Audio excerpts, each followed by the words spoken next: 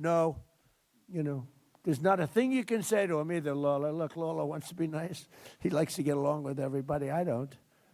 But they vote no. But so I don't know. You know, you have some people, they're very, I call him Rand Paul Jr. Rand Paul always votes. I don't know why he votes no, but I guess he thinks it's good politics. I got him elected twice. If I didn't endorse him, he wouldn't have been elected. But he doesn't reciprocate, and I guess that's okay. But I want to hear now, if I could, from Dr. Oz, and then we're going to have Dan Sullivan say a few words, and Rob and Mike, and Governor, you're going to say a few words, and we appreciate you being here very much. You're doing a fantastic job. I just want to leave by saying that this is the biggest thing to ever happen to healthcare in our country. It will not be covered that way by the fake news, and that's a sad thing. It will probably not be voted positively by the Democrats, and that's a sad thing. They all know how good it is.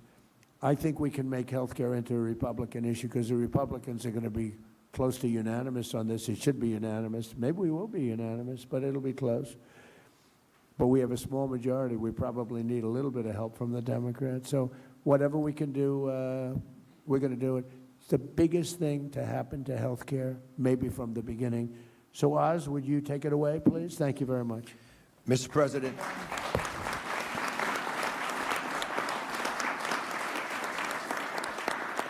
Mr. President, thank you for standing up for American health care. And I just want to underline this fundamentally important issue. We need Congress to help craft the Great America Health Care Plan. And the Great Health Care Plan will work. It's a brilliantly conceived framework. And as it comes to the American people, they understand that they'll want it.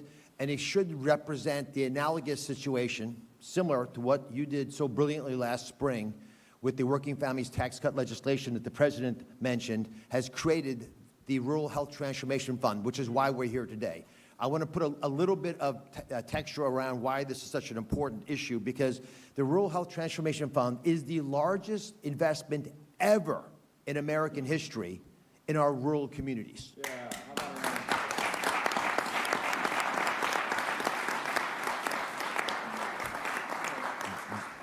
50% increase in the amount of money that Medicaid, which Secretary Kennedy and I regulate, into our rural communities, $50 billion.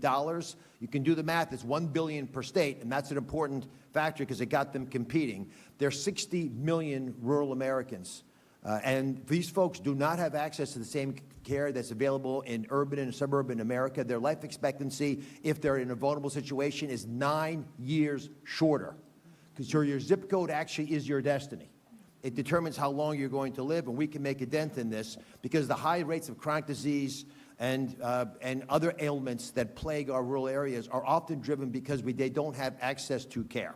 That's going to change because of the Sentinel legislation. And again, it's similar teams, the same leadership, same president, same Congress that passed the Working Families Tax Cut legislation, which is incredibly popular around the country and will make the great health care plan successful as well. From the day the legislation was signed to create this wonderful fund, this transformational fund, the team at CMS, which is under Secretary Kennedy, began working. And they're here today. Steph Carlton, outstanding Chief of Staff, Alina Chekai, and Emily Chan. That day started working. It was July the 4th, by the way, on the specific vision for the program. How do you actually get the money out the door in 6 months? The President was insistent, did not want the money in Washington. So we began working closely to make sure that we'd use the money not as a Band-Aid, but to empower those closest to the challenges that rural patients face. And who are those people, the 50 people who know rural health care the best? The governors. They wanted the money out of Washington into the governor's hands, and that was done in a remarkable way. The governors thought big. We have one here from Nebraska who's actually the first to start working on community engagement, which is part of that legislation as well. But we have to right-size health care in rural America, and that's an important phrase. All 50 states submitted amazing ideas to transform rural health care in ways that should have been done decades ago. The CMS team awarded each team their portion of the $50 billion investment precisely with the same precision that we took Venezuela leadership, a convicted individual, and with Iran as well, the same precision on time before the end of the year, and got it out of Washington into the states. Now I want us to take a step back and do a little thought experiment, Mr. President, if you want to do this. If you, and God forbid this happened, had turned your head the other way in Butler, Pennsylvania, it wouldn't have been an ear injury. Now, I've been to Butler. I'm from Pennsylvania. Butler General Hospital is a good hospital. They don't have neurosurgery there. If you have an injury to the head, you have a golden hour to get cared for. You were taken to Butler General Hospital. Because the injury, thankfully, was not as lethal as it was designed to be, it wasn't a problem. But if you'd had a head injury, you could have had your life saved. But without a neurosurgeon, and there is no neurosurgeon at Butler General Hospital, unfortunately, you wouldn't have an option because Pittsburgh is a far, far ride away. That's the closest metropolitan area where there are lots of neurosurgeons. But with this bill, this legislation rather, this funding of $50 billion, Pennsylvania got its share. And they're going to be able to build telemedicine hookups, even telerobotic surgery, that would allow an injured individual in a car accident or any other reason that is a head injury in Butler General and rural hospitals across the country to be able to access the best care our nation has to offer so rural America will not suffer. That's the promise of what this money offers to our nation.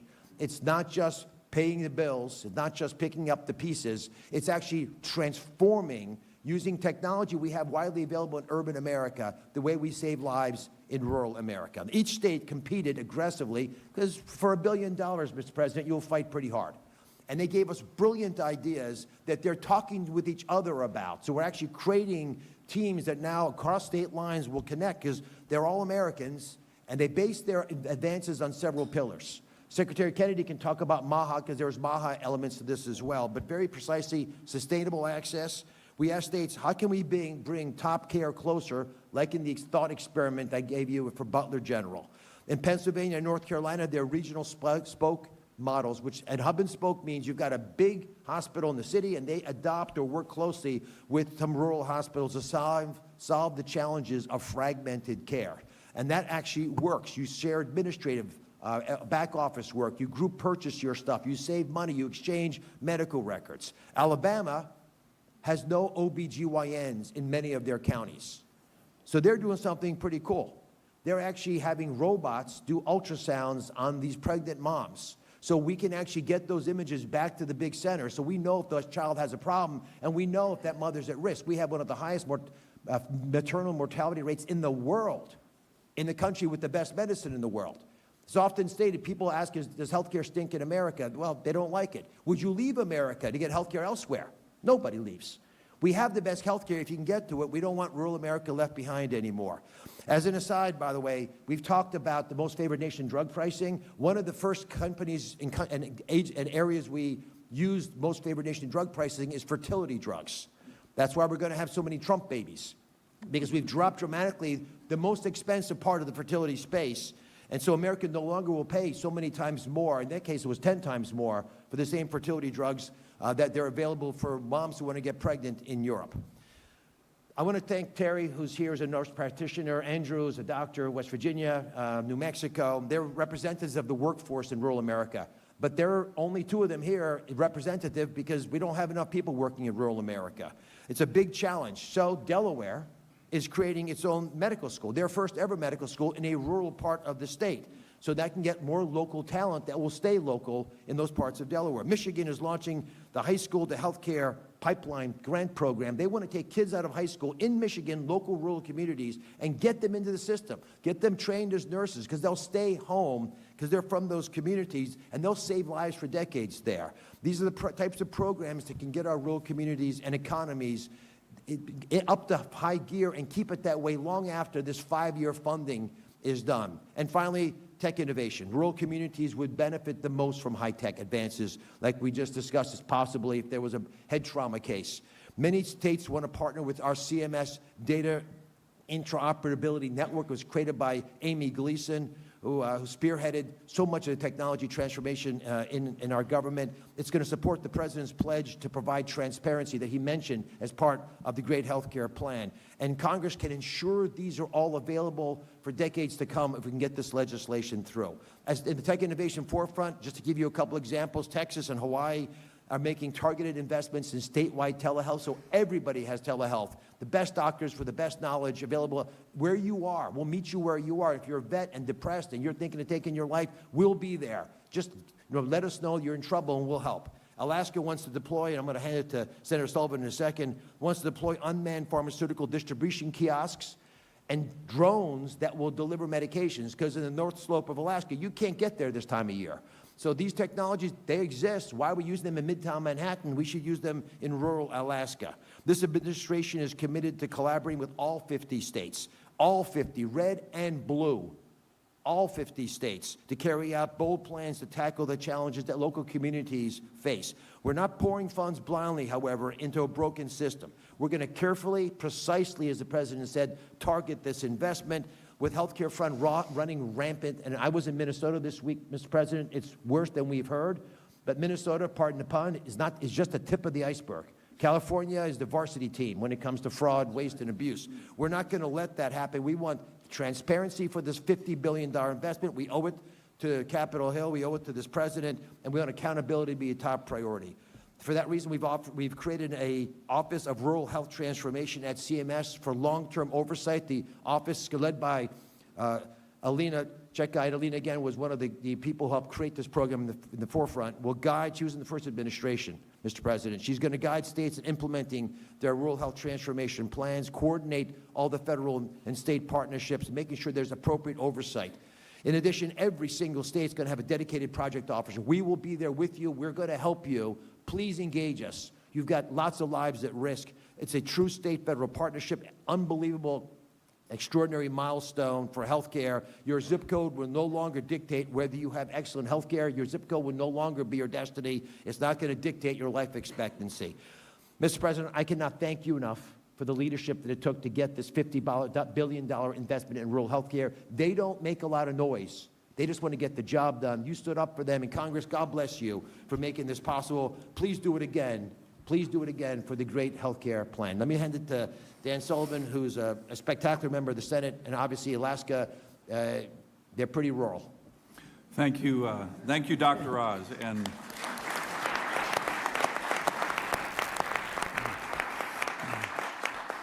And Mr. President, I am very honored to be here. This is a really exciting day. I want to thank you, sir, and your team. Worked really closely with Dr. Oz, Secretary Kennedy, many others. You know, this is a great example of how Congress, working closely with your administration, can achieve historic things. This is historic for our rural health care, certainly, in the Working Families Tax Cuts Act. You combine it with what you were talking about, sir, in terms of drug price reductions for all Americans. So these are two things that are happening right now and are historic, and I agree 100% with you, Mr. President. Hasn't got a lot of press, even though it is historic. It's going to really impact people in rural America, especially my state, this fund that I want to talk about. But what you've done on the drug pricing is even... Ben, will you get Lisa Murkowski to vote for it? She voted for it. No. Are you going to get her to vote for the great, big, beautiful health care bill that we're doing? When we get that, I think MFN drug pricing, I bet No, every member of Congress votes on that. Are you going to get her to vote for it? We'll work on it, sir. We'll work on it. So let me actually talk a little bit about the context of what's going on in Alaska and how this relates to it. You know, after 4 years of being locked up and shut down by the previous administration, we are on the cusp of achieving some huge goals in my state that we've been working on for decades. We have this huge resource development boom going on the North Slope of Alaska. I was with a bunch of the Inupiat, Alaska Native people who live up there. They are so excited about what's happening there. We are, as you know, Mr. President, building icebreakers. We're home porting some of those in Alaska. We have huge historic infrastructure and economic and national security investments happening. In particular, the gas line that you have championed so much, the big LNG project. All of these things are happening. It's really exciting. By the way, all of these issues I just talked about, all of those were in the Working Families Tax Cuts Act, so there's a lot of excitement. But, Mr. President, in addition to a strong economy, the thousands of jobs that these projects are going to have, we have to have a strong healthcare system in every state. And rural Alaska, as you mentioned, as Dr. Oz mentioned, has often, almost always been an afterthought when it comes to investing in health care in America. And that's not happening anymore after the Working Families Tax Cuts Act. As you said, Mr. President, as Dr. Oz said, this is the biggest investment in rural health care in American history. $50 billion, the award the great state of Alaska was able to get working with Dr. Oz, and the parameters of the bill was about $1.4 billion over 5 years to transform our health care system. So that's really exciting, but here's the big deal. This is not just about money. This bill isn't just about money. The reason it's so impactful is that it's focused on letting states and governors design the system that they need. Alaska has many unique healthcare challenges, Mr. President, as you know, but for decades, the mentality in Washington, D.C. is this approach to one size fits all. D.C. tells every state, here's how you have to do it, and it never works. It never works. It certainly doesn't work in my state. I'll just give you one example, the federal match on Medicaid. Our state typically has the lowest match in the country, even though we have the highest health care costs and highest delivery costs in the country. The one-size-fits-all doesn't work. This bill is different. This bill that we wrote with your administration is all about allowing states to design a system that works for them with CMS guidance, and this will be a generational opportunity for every state to bring health care closer to home, to make it more responsive to the people who live in that state, and make it more affordable. I'll just end with this, Mr. President. Like I said, a lot of excitement. We got Governor Dunleavy, who sends his greetings, was hosting the stakeholders in Alaska who are going to be applying for these funds, working with CMS and our state. Over the last couple of days, you have over 300 people coming to these meetings on how to use this transformation fund to better health care in Alaska. And this is going to help my constituents, it's going to help every American, and it is really exciting. And I want to thank, again, you, Mr. President, and your team. Thank you, Dan. Thank you very much. Oh, thank you very much. We're going to have to go very fast. We're going to have to go we are way behind schedule, and I have a couple of meetings that are very important. Nothing more important than this, but let's go. Come on, Bob. Rob? Fire round. Please. Mr. President, thank you very much for having me here today. And I represent northeastern Pennsylvania. Your governor from Scranton, Pennsylvania, so never had the opportunity to meet. But I inherited a very similar problem. But before I was even sworn into office, I had two hospitals, Moses Taylor and Regional in Scranton, that were imminently facing closure.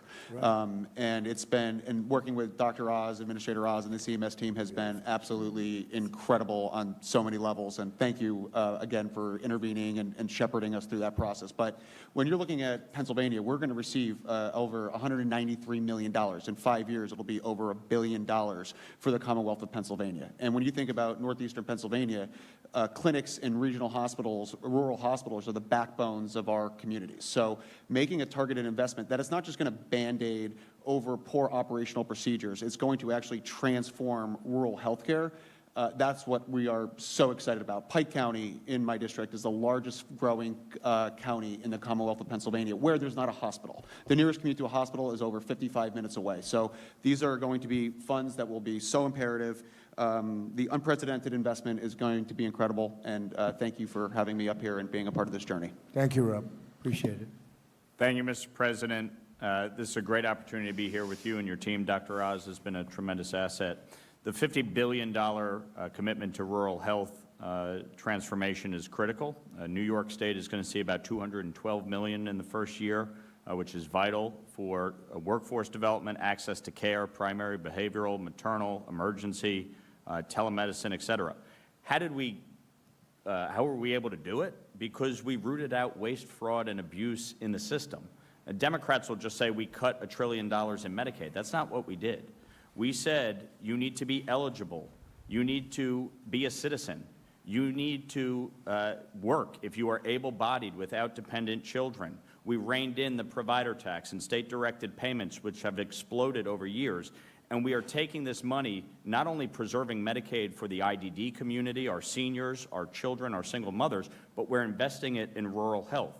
When you look at Obamacare, health insurance premiums have risen 96% since Obamacare took effect. Insurance revenues up 2,000%. Mr. President, you are 1,000% correct that the insurance companies are the problem.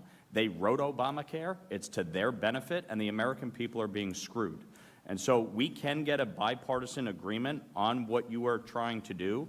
When it comes to lowering drug prices, I will tell you, one of the largest pharmaceutical companies is in my district in Westchester County. I met with them in 2024, and I said, what would you do to lower drug prices? And the response was, go after the European price controls. You are spot on taking on the price controls that have been put in place. Most favored nation is the single best thing we can do to lower prescription drug prices here in America. The pharmaceutical companies will tell you that privately. And that is the fundamental fact. We need to go after PBM reform. Associated health care plans, we put that on the floor. Every Democrat voted against it, every Republican for it. Those would reduce costs by 11% because businesses, small businesses, would be able to pool together and purchase health care plans at a lower rate. We need to go after the PBMs and make sure that insurance companies are not owning providers and owning PBMs. That is what is driving up the cost of health care in this country. You've talked about IVF. I've been a big champion on this. We need to make sure the insurance companies cover it. I also have a tax bill to provide tax incentives to Americans, and what you have done to lower IVF costs on the drugs is critical. And you are 1,000% correct on expanding HSAs.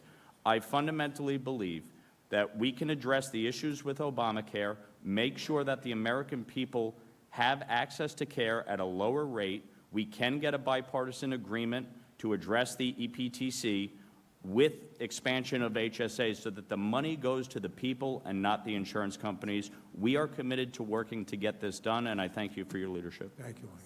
Thank you. Mr. President, gigantic thank you, and thank you for your incredible leadership. Your courage gives me more courage to say it the way it is. We're working very hard in Nebraska to run government like a business. This investment into rural America, which, by the way, in all of Nebraska, you poll 85%. I don't know what the hell's wrong with the other 15, but your 85 is a pretty good number. I think, be very, very brief. This plan will allow us to do common sense, pragmatic investments in rural Nebraska, and they will be sustainable. We will make sure that we don't need another dollar after 5 years. We are working on simple things like food. Real food is good medicine.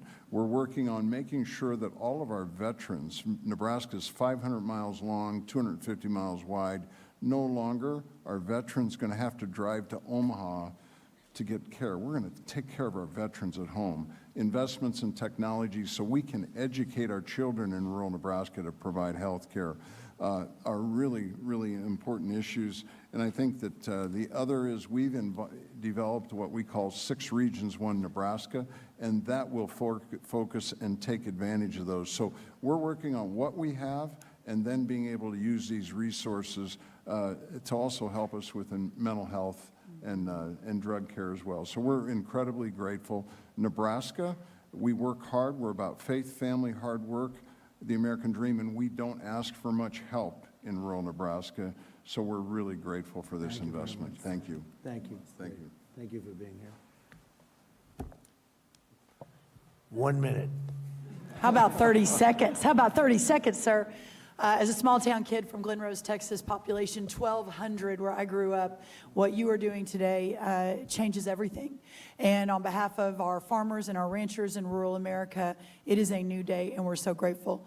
The final thing I'll say is I think about Abraham Lincoln, who also sat in this room, and I think about other presidents throughout American history. And you think about how the fundamental course of American history has changed in certain pivot points throughout history.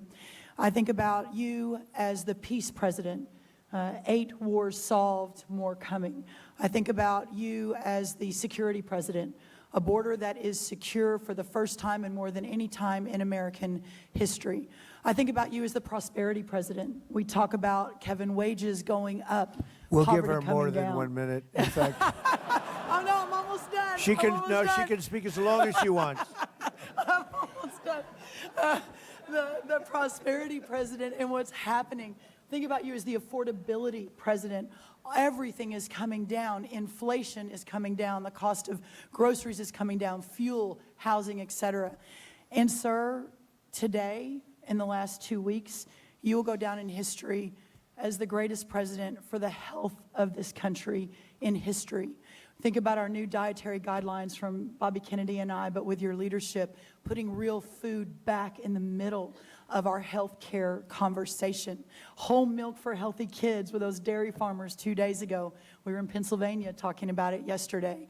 And today, putting the patient and the doctor back in charge of health care with great leaders like Governor Pillen. God bless you, Thank your you very leadership, much. and all of our leaders. Thank you so much, sir. Thank you very much. It's been a great day. And Terry and Andrew, thank you. Thank you very much for being here. I hear you're just outstanding people Yeah. and have really helped. We appreciate it. You want to say something? Thank you, President Trump, and I would just echo everything that's been said here. Thank you very much for what you're doing. I'm from the northwest corner of New Mexico. We also work with the Navajo Nation. Right. And so we have a lot of rural areas in our state and in our county. I'm also a county commissioner. So Good. I take as being a nurse practitioner, a county commissioner, with a heavy weight in order to see this happen. And it will help produce accessibility, which is a huge thing. People have to drive for miles in order to see a health care provider, workforce, quality care, and sustainability for our hospitals. That's what we're looking at. We meet next week in Santa Fe with our legislators. And so we're going to be addressing the licensure compact as well. And they've got to clean up their elections in New Mexico We're working. because those elections are so corrupt. It's incredible. If they Okay. clean it up, we win by a lot, but they are really corrupt elections. So I think if you want to do this, you have to tell them to start working on that. It's unbelievably one of the more corrupt states in terms of that. But you uncorrupted, so I appreciate you being Well, here. the Terry. Northwest Corner loves you. I know, I know. Thank it. you. I know we have great love in New Mexico, but it's the elections are so corrupt. Not much you can do about it. We have that with numerous states. Thank you very much, Andrew. Thank you very much. You have anything to say?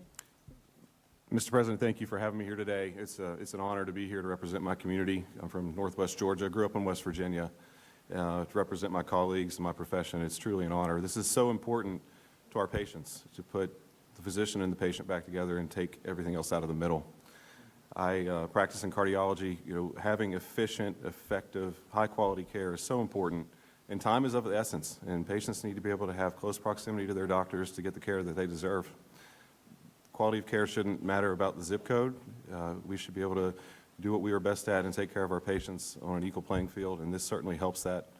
I greatly appreciate all that you've done for the American people. You are an inspiration to us. You make us believe no problem is too big to solve. I mean, you are a representative of that, and I thank you for your leadership. Thank you for this opportunity to be here, and thank you for putting healthcare at the forefront. It's so important to every patient and every family that we take care of. Thank you very much, Andrew. Great job. Great job you both do. Amazing. I've heard unbelievable things.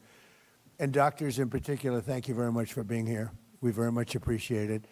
Thank you, everybody. It's a big story. Thank you. Thank you, Bob.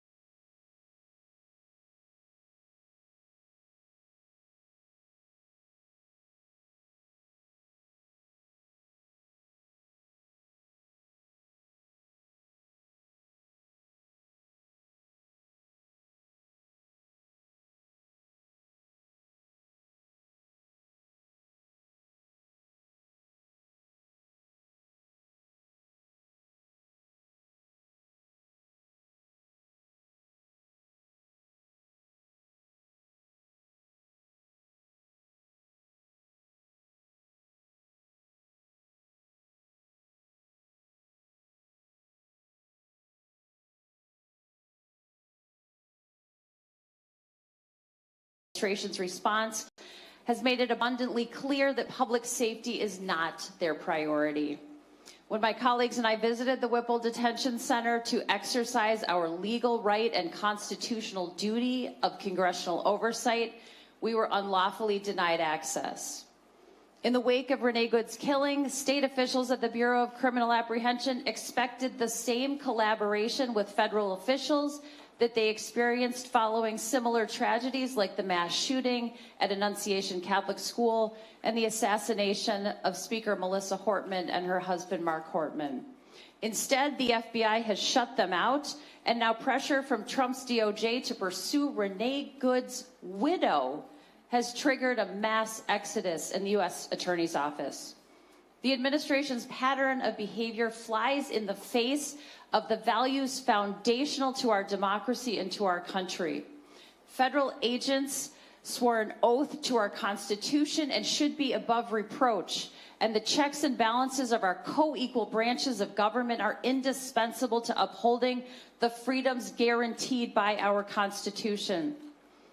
As a physician, I have a sacred duty to care for my patients and uphold my oath to do no harm. So it was especially outrageous and painful to see that in the aftermath of the shooting, Kristi Noem's ICE agents denied Renee Good access to available medical care. It's abhorrent to hear the many stories that have emerged, like the story of the Minnesota family that had to have 3 of their 6 children hospitalized after ICE agents threw flashbangs and tear gas. Their 6-month-old infant stopped breathing and lost consciousness. The stories that are emerging on a daily basis are indefensible, and the cruelty of the Trump administration's response to this ongoing tragedy is truly shocking. Where is our humanity?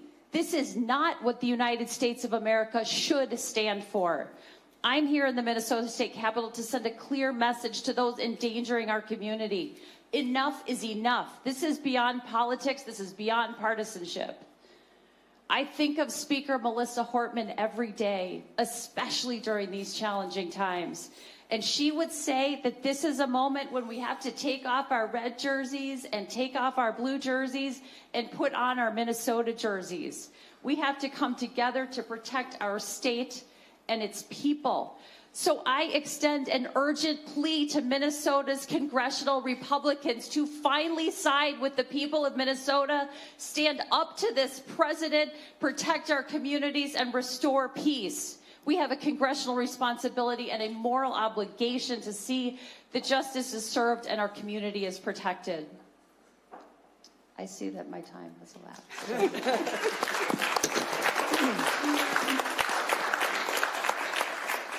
But how beautifully it expired. Thank you, Representative Morrison. I'd now like to recognize the chair of the Congressional Hispanic Caucus, Representative Espaillat from New York. Thank you, Congresswoman Jayapal. I want to thank Congress members Omar, Gregg, and Morrison from the state of Minnesota. Thank you for hosting this hearing.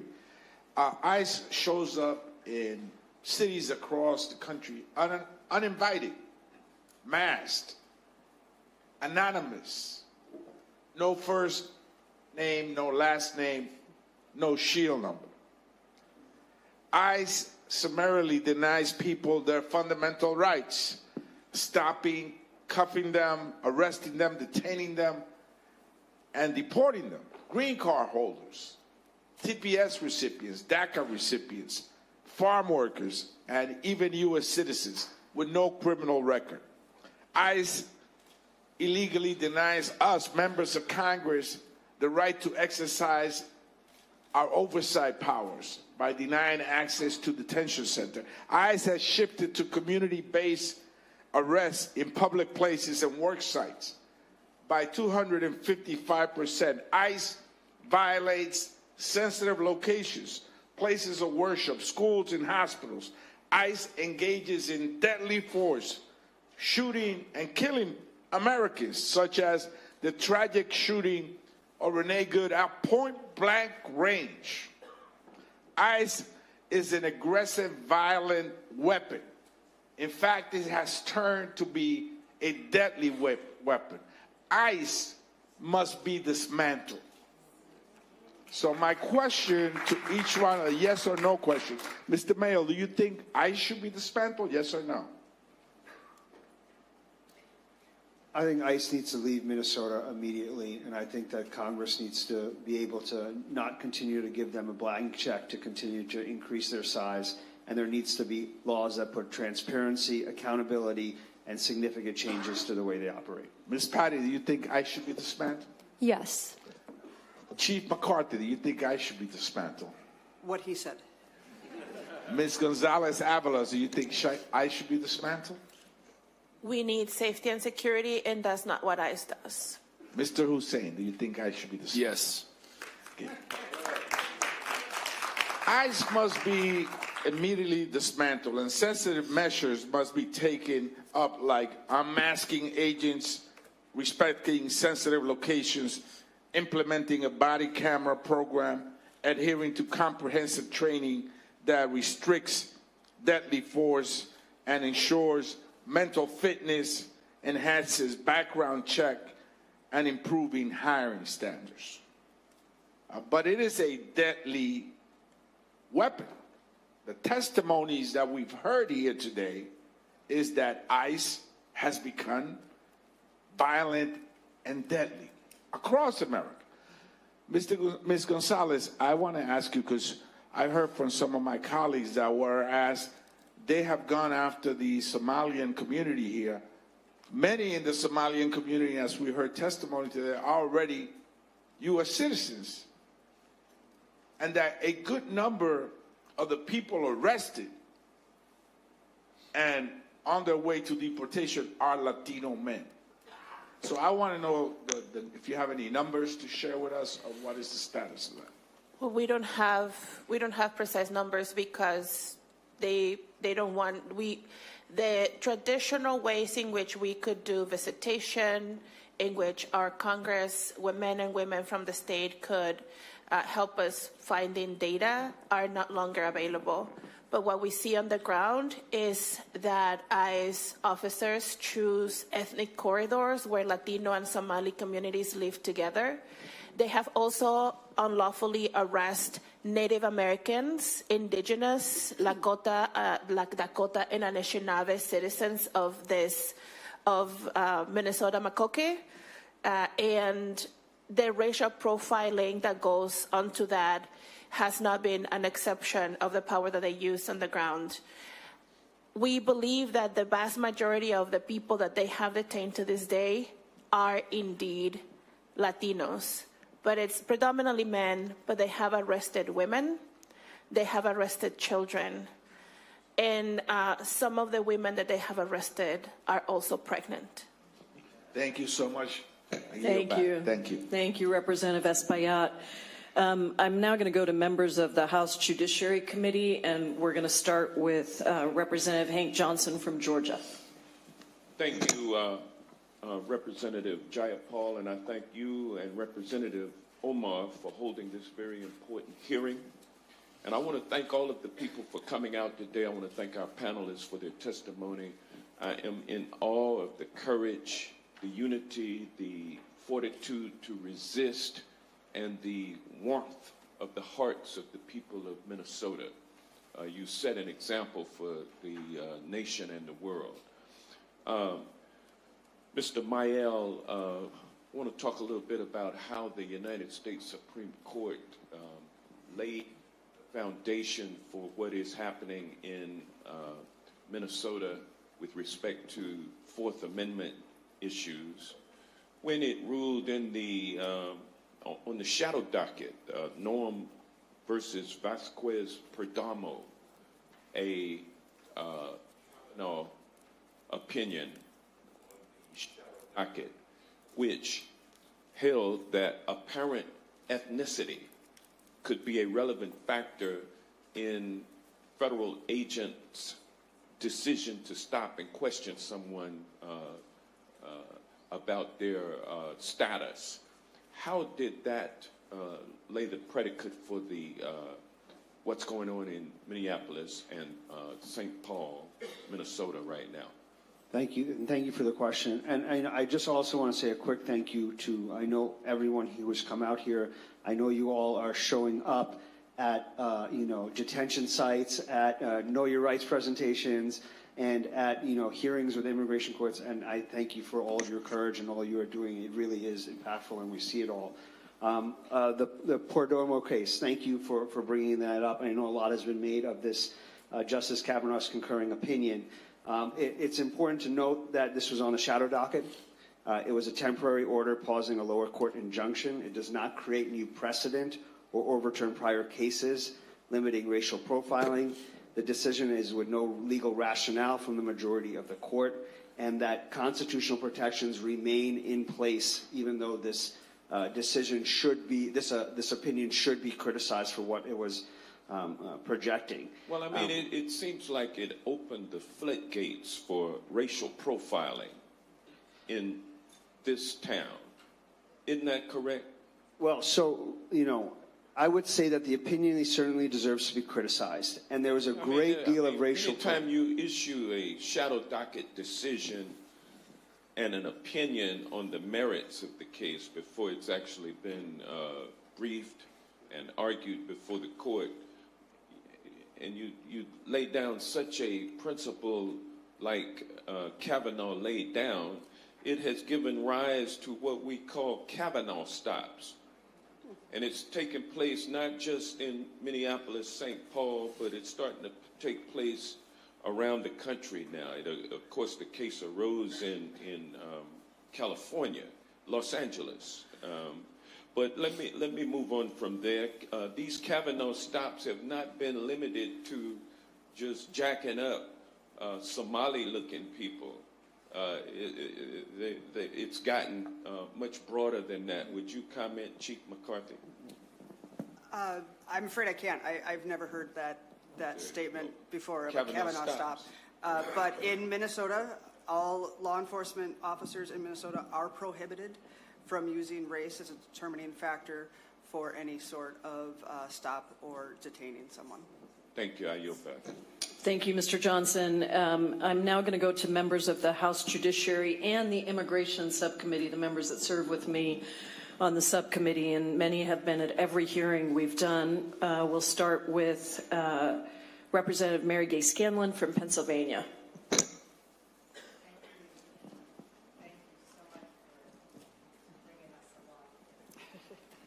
Thank you.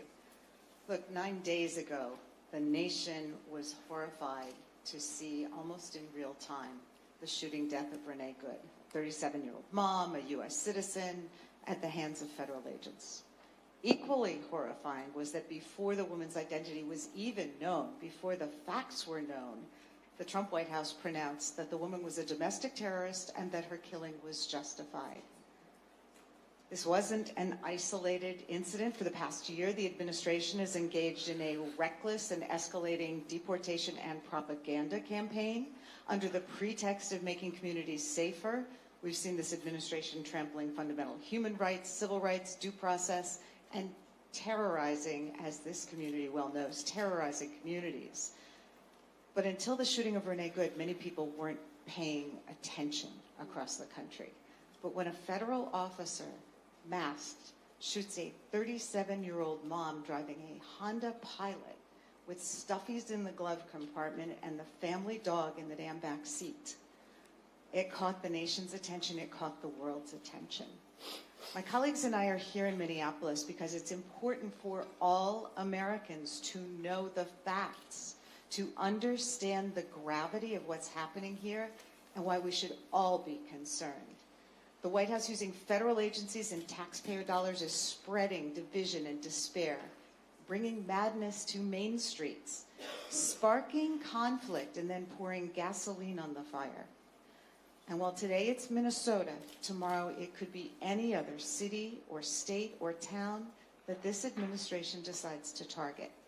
It's clear at this moment that every American's rights are at stake. So I want to thank the local officials, the community members who've met with us and shared their testimony, the reporters who've been out on the street, the legal observers who've been out on the street. We have heard and read shocking stories about the use of excessive force, people detained for hours with no cause, bystanders and legal observers being swept into this. We heard about the family with 6 kids in the car coming home from a basketball game, and ICE lobs tear gas at them, resulting in an infant being stopping breathing. The abuse of fundamental human and civil rights is breathtaking. I did want to ask our ACLU colleague here, we're hearing about legal observers, and a lot of people don't know what that means and why that's important. Can you just tell us a little bit about who legal observers are and what they're doing and why they're legal? Absolutely, and thank you very much for the question. Again, it's about documenting and photographing and videoing police conduct. People are going out, they're being trained on the basic fundamental rights as a constitutional observer. They are being trained about what the limits of the First Amendment are and not to cross into unlawful activity. And they are documenting what is in real time a very widespread, unconstitutional spread of activity, and documenting things that can be used for future litigation, that can be used for public opinion, and to hold them accountable. And I would say, just by videotaping, just by being present, just by bearing witness, they are holding them accountable. And we know from a prior hearing in Chicago just how important this is, because our federal authorities are lying to the American people. They're lying to the courts. And when we've had evidence to present, we've been able to prove in court that these are lies and unjustified. Thank you so much for your testimony. Thank you, Representative Scanlon. Let me go now to another member of Judiciary and Immigration Subcommittee, Becca Balint from Vermont. Good morning. I want to start by saying what so many of you have said. This is not about immigration enforcement. This is about terror. This is about retribution. This is about punishment. This is about vindictiveness. This is about giving a pretext to incite the Insurrection Act. And those of us who have been saying it have been accused of being using hyperbole. It's not hyperbole. All you have to do is watch what the president is saying and doing. And so I want to just start by saying as well that we've heard from Minnesotans who have said, we are so glad that you're here, that we need Americans to know what is happening. And I want to say, you are giving us inspiration. You are on the front lines of what's happening, and you're standing up in the way that they did in LA and in Chicago and in other communities across this nation. And it is critically important when one of the senators from Minnesota says that you are the center of America's heartbreak right now. You are also the center of America's courage. And this is something that I need Americans to understand. We have to be, each and every one of us, more courageous in this moment. There are people right now in Minnesota, and all of you who have testified today, who are putting your lives in danger and at risk by speaking out. And all of the people who are witnessing and showing up and documenting. They are doing this not just for Minnesotans, they're doing it for all of us. They are standing up for all of our rights. So I'm going to ask today that Americans who are watching this understand that you need to dig deeper, all of us. It's on all of us to protect this democracy and this Constitution. I also want to say, as a gay woman, I have not cried yet over Renee Good, because I know if I do, I'm not going to stop.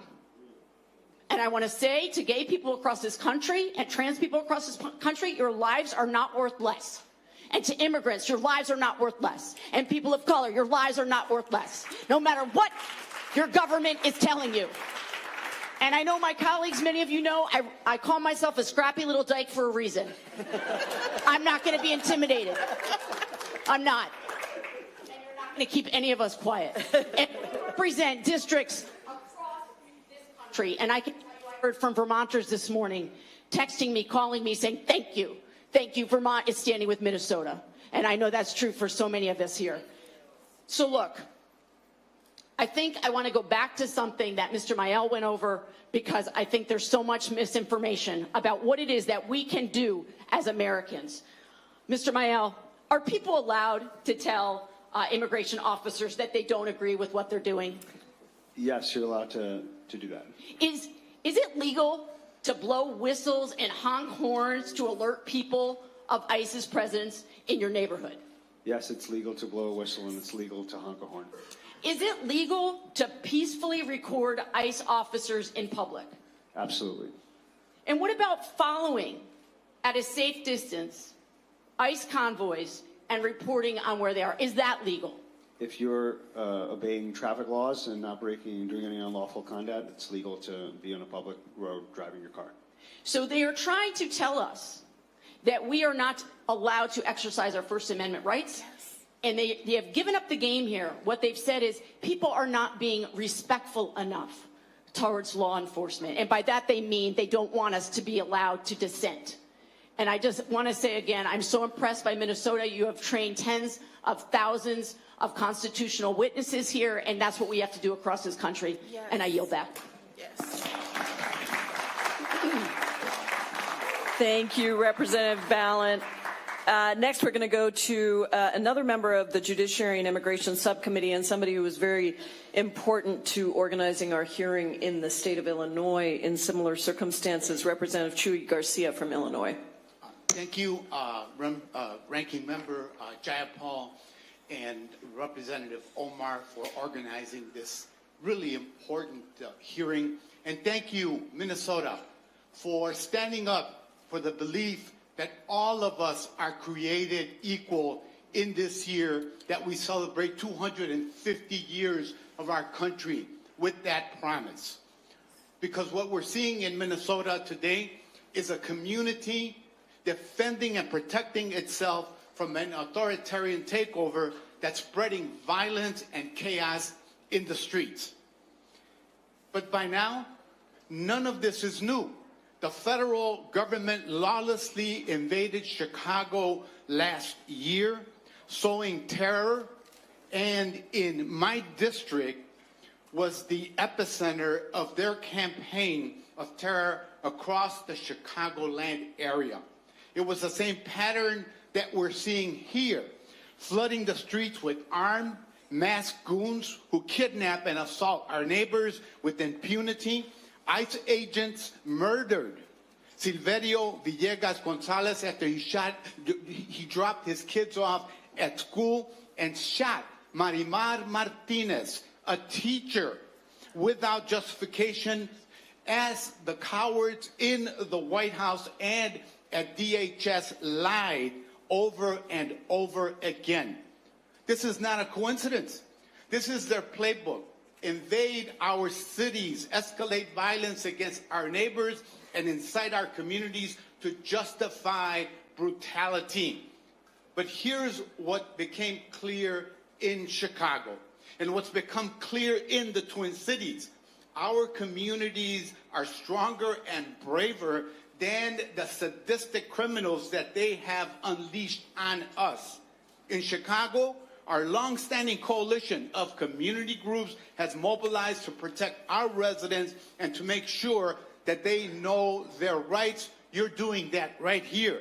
And we've seen a lot of that organizing and mobilizing right here. No matter how much Trump and his cronies lie, rapid response networks keep our communities safe. They represent the strength and resilience of our people, and in the face of government brutality. Thank you for protecting my two grandchildren in Minneapolis, my son and his daughter, and all of their neighbors. Ms. Gonzalez-Avalos, thank you for being here today. Did you follow the events in Chicago last year? Which, the congressional hearing in Chicago? No, the occupation Yes. of ICE and CBP. Yes. Did you ever think that that would happen here? That was one of my worst fears, yes. Did you begin to prepare for the possibility that this could happen here? Yes, sir. Do you feel a sense of strength and bonding with the Somali community, with the Eritrean community, with all of the immigrant communities here? 100%, they're our siblings. And do you feel like Minnesota is standing with you? 100%. Are you stronger today than you were last year when all of this terror began? Yes, sir. And I think that is what we want America to see, to witness, and to feel, that it's going to take an effort by each and every one of us, the humble, the meek, the shy, to come out and to exemplify what our nation and the promise of equality is all about. And that's why we stand with Minnesota today here in the Twin Cities. Thank you so much. Thank you, Representative Garcia. We'll now go to another member of the Judiciary and Immigration Subcommittee, Representative Jasmine Crockett from Texas. Thank you so much, Madam Ranker, and thank you so much to our amazing colleague, our amazingly strong colleague. I've heard so much, and I have prepared remarks, and if you know anything about me, you never know where I'm going. And frankly, I don't either, because I have already cried this morning. And, you know, so I'll just start here. As a civil rights lawyer, I'm incensed. As an American, I'm embarrassed. As a human, I'm infuriated. And as a member of Congress, I am immovable in my pursuit of accountability. You see, right now, people want to pretend as if this is right or left, but I'm here to tell you that this is about right or wrong. And it is very sad that the only people that are sitting here are members of the Democratic side. So I guess we just want to stand on the side of right. For once, we will be associated with being right instead of left. Because my question to any of you, and I just go down the line and ask you, is it right or wrong to arrest someone because of the color of their skin? Absolutely not. Is it right or wrong to arrest somebody because of their accent? Wrong. Is it right or wrong to arrest somebody because they were exercising their constitutional rights? It is wrong. Is it right or wrong to arrest somebody because they simply disagree with you? It's wrong. All right, so it seems like y'all all went to elementary school and y'all can tell right from wrong. I'm not really sure what is going on with ICE right now, but I can tell you, and as we heard earlier, this is pure racism. I don't know why we want to tinker around with it and pretend as if it's something other than what it is. I like to call a thing. And he has told us time and time again who he was when he talked about certain people being from certain shithole countries. Those are his words. The only reason I'm cussing in this moment. When he said things like, they are eating the cats and dogs. We knew exactly what we were getting. And some people are saying, I don't know how we got here, but I do. Because we know that dehumanizing, I believe that you said something to the effect of cruelty and humiliation are the point. That's what you said, Miss Patty. Because when we look at other places, say places that did things like, oh, you know, go door to door, looking for people, as they had to hide out, say in an attic. Does that sound familiar to anybody? Or the images that I have seen of people being attacked by law enforcement, whether we're talking about dogs or fire hoses, it seems very reminiscent of something that we have seen before in this country. And then people get offended and try to say I'm too black, but the reality is that y'all never let the fact that I am black go. So I'm going to be clear about one thing. I know my good black history. And so when I look and I say, and I will say it loud and proud because the DH secretary had a few choice words for me, but this looks like modern day slave patrols. And they have been sanctioned by this Supreme Court. Whoever thought we would live in a country that progress looks like having a Supreme Court that says, yes, it is okay to look at somebody or to listen to their accent and give permission to grab them. The last time that I checked, ICE is only supposed to be doing immigration enforcement. And right now we have a record number of U.S. citizens that have not only been arrested, but as we saw with Renee, that have been killed, that have been maimed, that have been bullied, that have been brutalized, that have been unlawfully arrested. Y'all, we are living with an abuser right now. That is who Trump and his administration is. And frankly, I think we all have a little bit of PTSD. But if you know anything about a domestic abuser, The one thing about them that you need to know is that they are some of the biggest cowards that you will ever find. What they can't stand is when you actually fight back. And so thank you so much for everybody in Minnesota. But it is time for our entire country to stand together. Because if you don't recognize that we are all in the same sinking ship, whether you are black, white, Latino, African, whoever you are, the reality is that we have an administration that has decided that they are going to ignore our constitutional rights, and we will not stand for it. Otherwise, our democracy will fall. So I just got this to say because she is blanking Thank you, Representative Crockett. We got some people that got to make some planes, so thank you so much.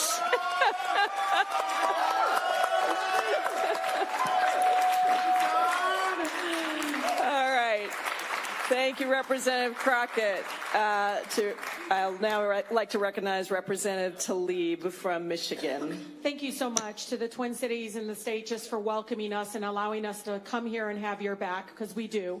I don't want you to think that everyone in the United States Congress and the Senate agrees to what is happening to all of you and your families and your neighborhoods and your communities. You all deserve to be safe no matter your ethnic background, your faith background, your sexual orientation, where you live, or any of that.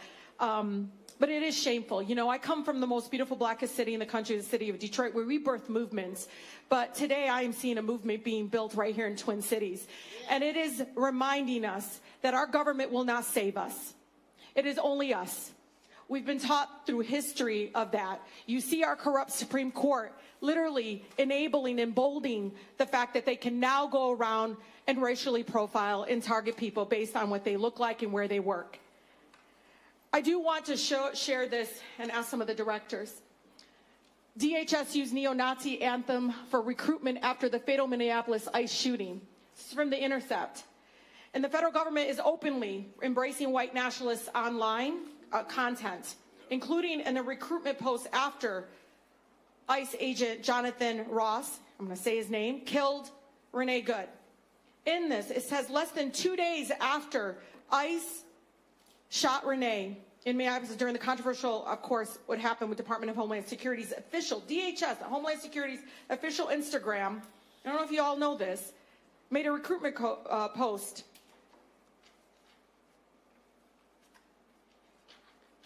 We'll have our home again, attaching a song, same name by Pine Tree Riots. It's popularized in neo-Nazi spaces. The track features lines about reclaiming our home by, quote, blood or sweat, language often used in white nationalist calls for a race war. 2 days after the killing. They use images like this. You can't see this to the directors. I'm going to ask you, it says invasion here. It says America needs you to join ICE now. Look at this image. Who do you think they're trying? How about Director Mayhel Gonzalez-Avalos and Director Hussein? Who do you think they're trying to recruit for ICE right now? White supremacists. Okay, how about you, Director May? What do you think this evokes? Who do you think wants to join this? What does this mean? I mean, it's absolutely terrifying, right? The accountability, the training, who is coming towards that, who's going to want to join that.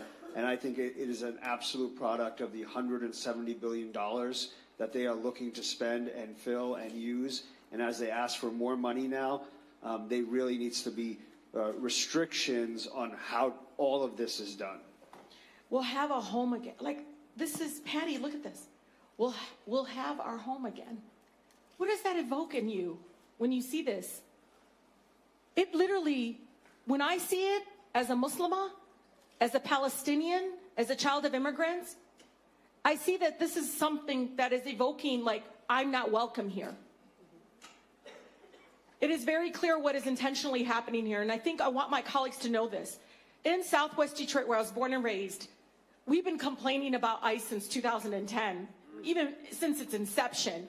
The fact that we had passed policies to tell them not to do ICE actions in front of schools, health centers, funerals. We got Obama administration to do that, but still we had violations to their own policies. This is an agency that is reeked of this. And when Speaker Johnson, and Chair Jayapal knows, when Speaker Johnson says ICE is doing what it was created to do, Remember this when the funding comes up next week. Thank you, and I yield. Exactly right. Thank you so much, Representative Tlaib. We'll now go to Representative Shelley Pingree from Maine for 4 minutes. Thank you very much. I'm really proud of all my colleagues for being here today, and particularly honored to be here with all of you in Minnesota.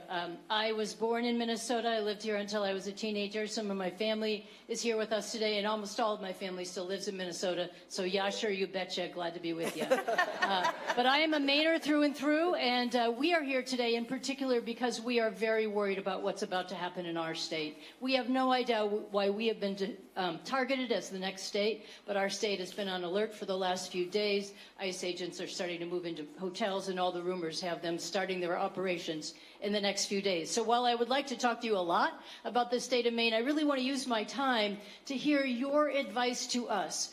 What would you be doing if you knew it was about to happen? In our state already in the past few days, we've heard from employers, we've heard from schools where people are already afraid to send their kids to school, workers who are afraid to go to work, employers who are worrying about it. So, I would love to rant and rave about what's going on right now and how awful it is. But please, just give us a few moments. You have done so much and impressed us all so much. So could you just go down the line and say, if you knew this was about to happen next week, not talking about the past, what are the most important things we can do to help our citizens and help prepare for this?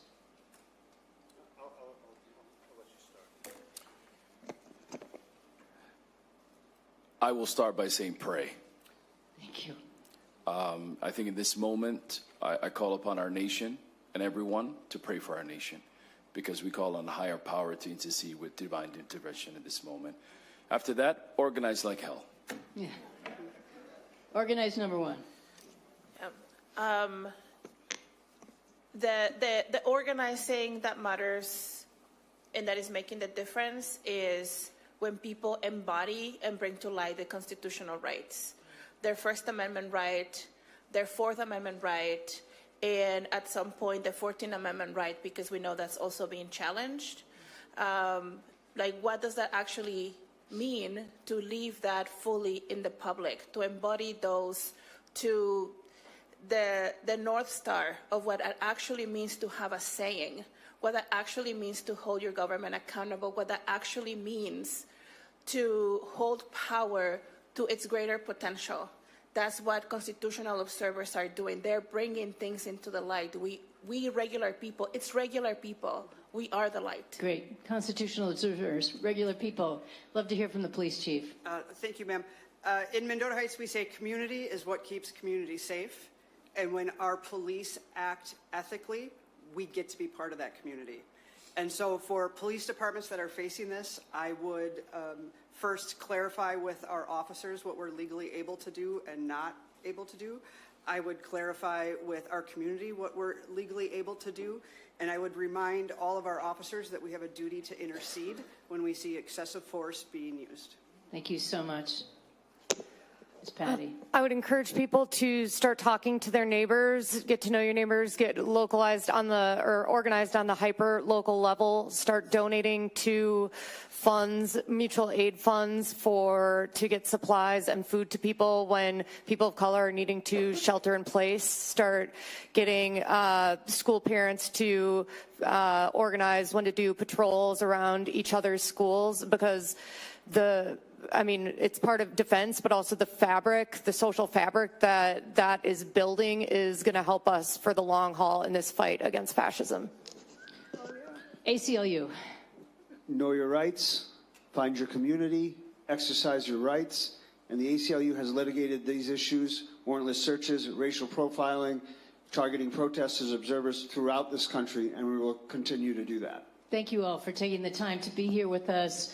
My staff and my team back in Maine is already working very closely on this, but we're going to continue to stay in touch with all of you because we've learned so much from what you've already done in this difficult time, and we're all here to fight back because this is not the American way. Thank you so much. Thank you, Representative Pingree. Next, we'll go to Representative Gwen Moore from Wisconsin.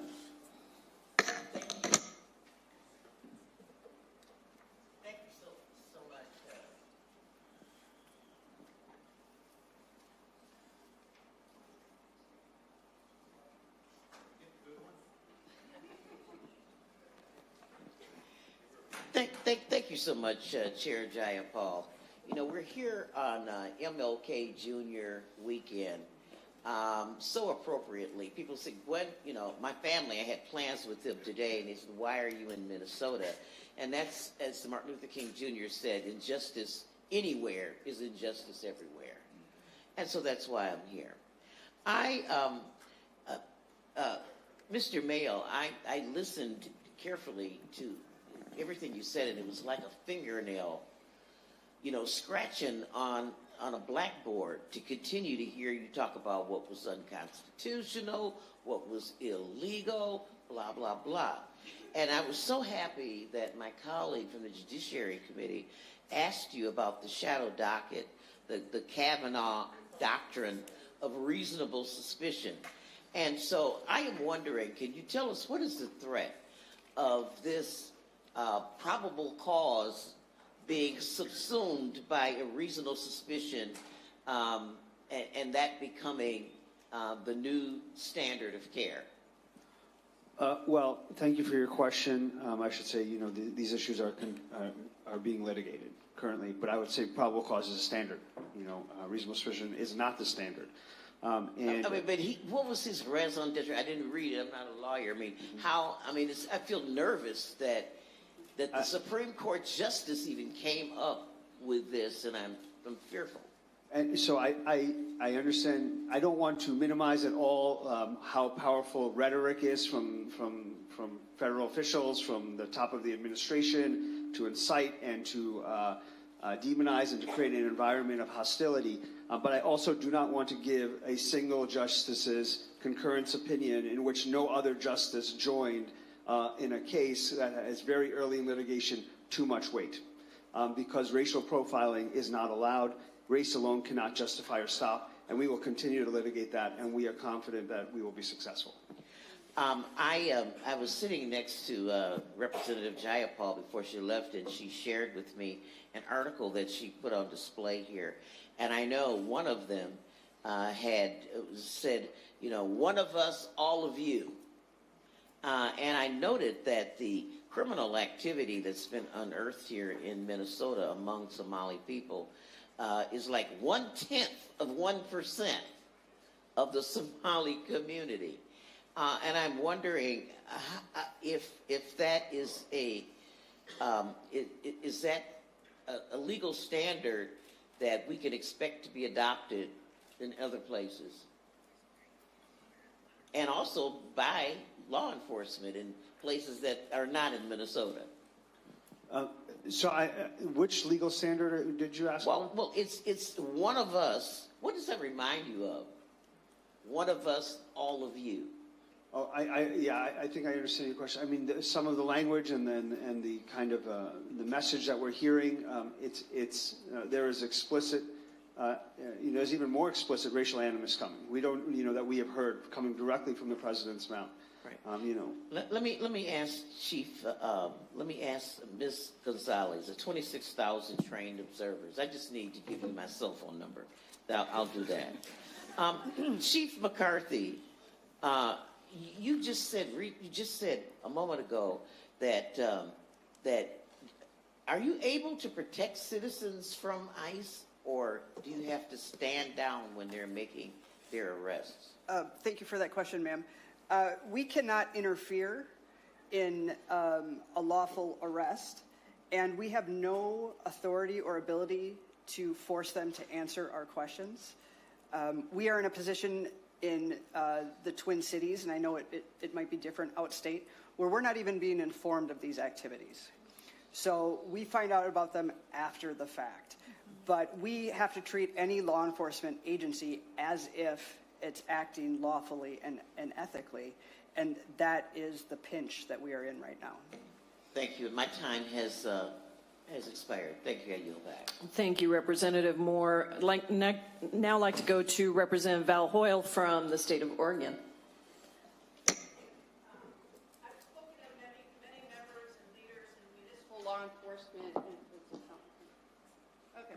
I've spoken to many members and leaders in municipal law enforcement, and they're watching what's happening in Minnesota, and they're extremely concerned about what's going to happen in their communities. Now, I don't represent Portland, Oregon, but it's clearly high on the list of targets of for the Trump administration. And we have 9 federally recognized tribes that are watching what is happening with the Oglala Sioux and are wondering if they're next. In my district, DHS is trying to take over our Coast Guard facility that's critical for ocean rescues to build an ICE facility in a community where immigrants are working the most difficult jobs in commercial fishing, fish processing, agriculture, and protecting us from wildfire. Now, Chief McCarthy, we know that law enforcement has done the extremely hard work of building trust with the civilian population. And for any community to respect the authority of law enforcement, they have to believe that officers are operating in their best interest and respecting the rule of law. Stephen Miller has said ICE agents have absolute immunity with no qualifications, that habeas corpus can be suspended at the time of an invasion, and they're looking at that. The president has brought up invoking the Insurrection Act in cities that didn't vote for him and against communities that stand up against unconstitutional and illegal actions of ICE. Kristi Noem accused Renee Good of being a domestic terrorist before even looking at the facts. We have ICE agents that have between 4 weeks of online training and maximum 8 weeks of in-person training with limited background checks being thrown into highly charged situations, with the administration egging on aggressive actions and spreading disinformation instead of working to de-escalate what is clearly putting our communities and our local law enforcement in danger. So, Chief McCarthy, could you briefly tell us what kind of training and experience do your local law enforcement officers have, and what does an investigation look like after an officer-involved shooting? Because I do not think there's any comparison to what has happened with the Renee Good shooting. Thank you, ma'am, for that question. So in Minnesota, the minimum to be a police officer is you have to have a 2-year degree in law enforcement and criminal justice or a 4-year degree in anything.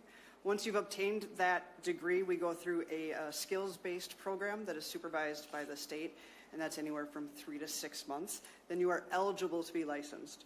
Once you are eligible to be licensed, you can then apply at police departments who do a rigorous psychological and background check.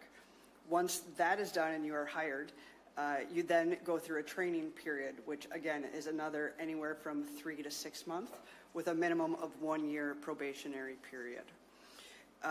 As far as after a use of force, an officer-involved shooting, it is very, very important that we do not comment, we do not guess as far as a justification or not a justification. You never want to color an investigation, as difficult as it is to not react to what you see.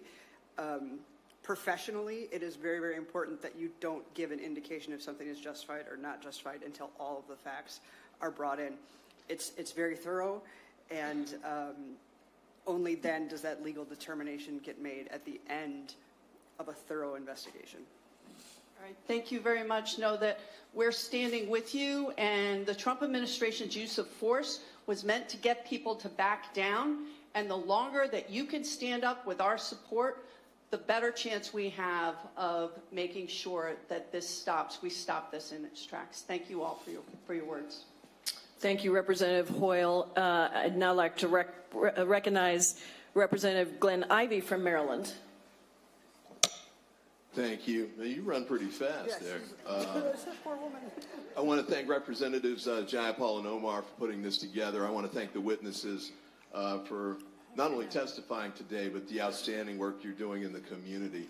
I guess I want to comment directly to ICE officers today, because as Representative Hoyle said, there are members of the administration telling them they have absolute immunity, J.D. Vance and Stephen Miller and the like, and they certainly are acting like it. You know, we've seen the 16 shootings, obviously a fatal shooting here in Minneapolis.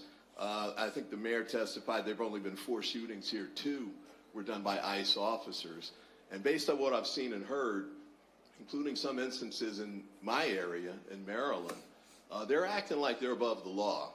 And I want to make sure that they understand they're not, because we can prosecute these guys, and we do. And the reason we know that's true, I was a former prosecutor, federal and state. We put some of these people in jail before. Derek Chauvin's in jail right now because he broke the law, and he's been held accountable for that. And we can and will and must do that again. Now, I think some of them think that they can be protected. They're wearing these masks, but that's not going to protect them. They think that Trump can protect them because he can pardon them. But guess what? You get convicted in state court, you're staying in jail. He can't pardon you from state court. And just because you're an officer, just because you're wearing camouflage, that doesn't protect you either. And I don't care what Kristi Noem says when she starts attacking these, victims of these shootings. Character assassination won't protect you either. And Bondi, you cannot hide the evidence from the state prosecutors like Keith Ellison right here in Minnesota. We're going to get it. We're going to get the information. We're going to move forward with these prosecutions. And to the ICE agents out there who continue to break the law, you might end up being Derek Chauvin's roommate, or cellmate, I should say. You get those 3 hots in the cot. Might be federal, might be state, but you will be held accountable. No question about it. Ted Lieu mentioned earlier, this administration will be gone in 3 years. There's a 5-year statute of limitations. Even if Trump tries to pardon him preemptively, states can still go after him, and they will. And I just want to make sure, too, that we get this out there as well. This is important for everybody to know across the country. Because I know a lot of the protesters that are out there, they're concerned, they're scared that there will be no accountability, but there will be accountability in these cases. We're going to make sure that that happens. And we're going to go back to Capitol Hill, and we're going to press our colleagues, our Republican colleagues, to stand up for accountability, too. They've been ducking and dodging. On the Judiciary Committee chairman and Oversight Committee chairman, a Homeland Committee, they're trying to act like this isn't happening, but they cannot avoid, they're going to have to see the horrific violations of the Constitution and the loss of life that's been going on here in Minnesota and across the country. I'm the lead sponsor of the George Floyd bill. That's another piece of what we need to do to get done, because we've got to make sure we expand liability. That's right. He died just a short distance from here, and just 5 years ago. We've got to complete the work that began with his death. He did not die in vain. We're going to make sure that we hold people accountable. We're going to get the job done on Capitol Hill, and I know it's going to happen here in Minnesota. So I yield back. Thank you so much, Representative Ivey. Next, let's go to New Jersey. Representative Rob Menendez, you're recognized for 4 minutes. Thank you, Ranking Member Jayapal and Congresswoman Omar, for your leadership in convening this important hearing. And thank you to all of our witnesses for being here today and for showing up every day for your communities. What we've seen unfold in Minnesota is the latest escalation of one of the most egregious attacks on due process, rule of law, and immigrant and human rights that our nation has ever experienced. And we're seeing the consequences in our streets and communities and in the lives of people like Renee Good. Renee Good was a mother of 3. I was thinking about her children today when I was leaving mine. And the reality that they won't have their mother for the big moments and the small moments that make up a life. And while this administration wants to rob us of our humanity, we cannot allow them to do so. The unacceptable truth, and it's one that we cannot turn away from, is that Renee Good's killing did not happen in isolation. It was a tragic and foreseeable result of the Trump administration's deliberate efforts to dismantle legal guardrails, normalize extreme force, employ violent rhetoric, and insulate immigration enforcement from oversight. I've seen the escalation of the Trump administration's aggression firsthand. Last year, I was with my colleagues, Representatives Watson, Coleman, and MacGyver, for a legally protected inspection of Delaney Hall Immigration Detention Center in Newark, when over 20 armed ICE and HSI agents confronted us and attempted to impede us from conducting legal oversight. And on that day in Newark and every day since, the Trump administration has repeatedly lied to the American people through misleading statements, accounts that contradict eyewitness and video evidence, and attacking anyone who questions its narrative. We need to be clear about what's at stake for families in Minnesota, in New Jersey, and across the country. When you greenlight the use of aggressive force, when you shield immigration officers from the law and from oversight, and when you treat immigration enforcement like a blank check to target political foes without regard for public safety, you create the conditions for this kind of tragedy. That's just what President Trump and and Secretary Noem have done, they've created a country where no one is safe. Not mothers, not your neighbors, not members of Congress, not faith leaders, not even our children. Ms. Patty, you mentioned that when you were taken to the Whipple Detention Center here in Minneapolis, that you saw cells designated for U.S. citizens. Can you speak to that? Yes, there was like a specific hallway that they took us down that was specifically for U.S. citizens. U.S. citizens in an immigration and customs enforcement facility, a place that U.S. citizens have traditionally never ended up. But in this moment, when no one's safe, when people think it's happening in places that are not in their communities, the reality is it's happened in Chicago, it's happened in Los Angeles, it's happening here in Minneapolis. And we know that if we're silent, it's going to creep into all of our neighborhoods. It's going to creep into places where U.S. citizens may think they're safe, but they're not. And the reality is if we don't speak up, if we don't listen to these stories and do something about it, everything that makes this country what it is, why so many people have come to this country, whether they're of Cuban or Somali descent, will be lost. And we cannot allow that to happen. So thank you for all that you're doing here in Minnesota. People around the country are watching and supporting you. With that, I yield back. Thank you, Representative Menendez. We'll go to Arizona, Representative Yasmin Ansari. Thank you so much, Ranking Member Jayapal, Congresswoman Omar. Thank you to the witnesses for your courage and your bravery, especially those of you who've been through brutalization by an increasingly racist and out-of-control ICE. I represent Phoenix, Glendale, and Guadalupe in Arizona, a very diverse community where more than 64 languages are spoken. Our community has been terrorized by ICE as well, and watching what's happened here in Minnesota and with some reports coming out saying that ICE may ramp up in Phoenix. My constituents are very, very worried. We've had many of my constituents taken by ICE. A DACA recipient was detained on Christmas Eve while doing her Christmas shopping. I have a constituent who was a green card holder named Yadi, who has been in one of the detention centers for almost a year now, where she has leukemia and is extremely, extremely sick and denied medical care. I've had the opportunity to speak with dozens of women inside the Eloy Detention Center in Arizona, listened to the torture and abuse they've gone through. I'm also the very proud daughter of Iranian immigrants, and I'll just say it's been a heartbreaking week watching what's happening in Iran, where an authoritarian regime has been cracking down and murdered thousands of people, but also what's happening here in the United States, which I want to be very clear is also an authoritarian takeover of this country. And it would be naive for anybody in this country to believe that we are not headed down the exact same direction that authoritarian regimes like Iran, that my parents fled, ultimately has gotten to 47 years later. What we're seeing here in Minnesota that you all described is not law enforcement. It is a pattern of abuse and purposeful inflammation of unrest by Donald Trump. You described it so well, how ICE has terrorized immigrant and citizen communities alike, violated due process left and right, and targeted residents and protesters exercising their First Amendment rights. People have been disappeared into the detention centers without explanation and without access to counsel.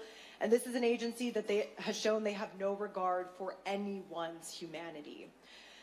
I want to ask my first question to Patty. Patty, thank you for sharing your story. I know it must be difficult given the trauma that you've been put through. You were detained by ICE for approximately 8 hours, despite being a U.S. citizen and not charged with any crimes.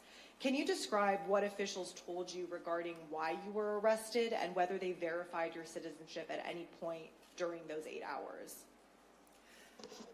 The only time anyone said what I was being arrested for was the ICE agents when they arrested us and said we were that we were obstructing their operation. No one else said anything about what we might have been being held for. No one else knew. Like, it was a very chaotic scene there. People didn't know what was going on or who was there for what, was my interpretation.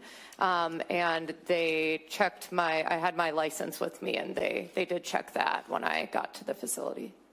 Thank you. My next question is for Chief McCarthy.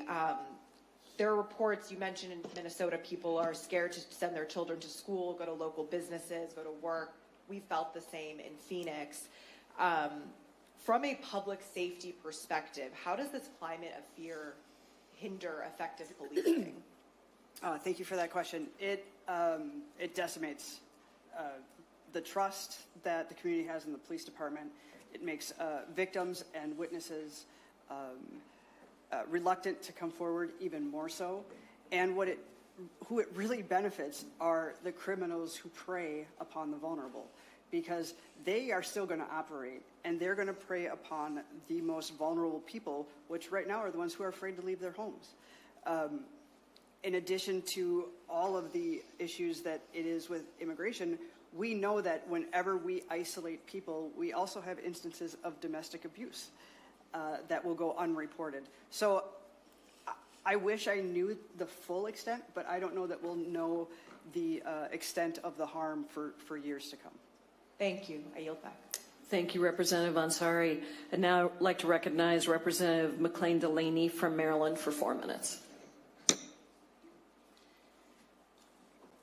Thank you, Ranking Member Jayapal and Representative Omar, for arranging this hearing. And I think it's really important because we do have the express authority to conduct oversight, and we must continue to do so at this incredible time. I have to say I'm just speechless after the last night and then today hearing all of this, and I just thank to each of you for sharing your perspectives and your experiences against this lawless, cruel, unconstitutional actions, including the murder of Renee Good, a mother. But I have to say that it is a concerted effort, really, to stoop chaos and distrust and terror. And it is something that is not only undermining our public safety, but as many said, our very democracy itself. But what did give me unbelievable admiration is the absolute courage and resilience of Minnesota to stepping up to Operation Metro Surge. And just know that transparency and rule of law will triumph over this dark time. I represent Maryland's 6th District, home to Gaithersburg and Germantown, who are some of Maryland's most diverse communities. And my constituents are immigrants. They come from around the world. And in Maryland, we've seen discriminatory enforcement, illegal deportations, including Kilmar Obrego Garcia, and record inhumane detentions. Our systems, also detentions, are not designed to really house such mass incarceration, and ICE is running out of space. Their lethal use of force under the pretext of the Supremacy Clause, which is without legality or merit, is misleading, and I have been pushing back forcefully about it. To meet increased demand, the administration is planning to house up to 80,000 immigrants in warehouses completely unsuitable for habitation.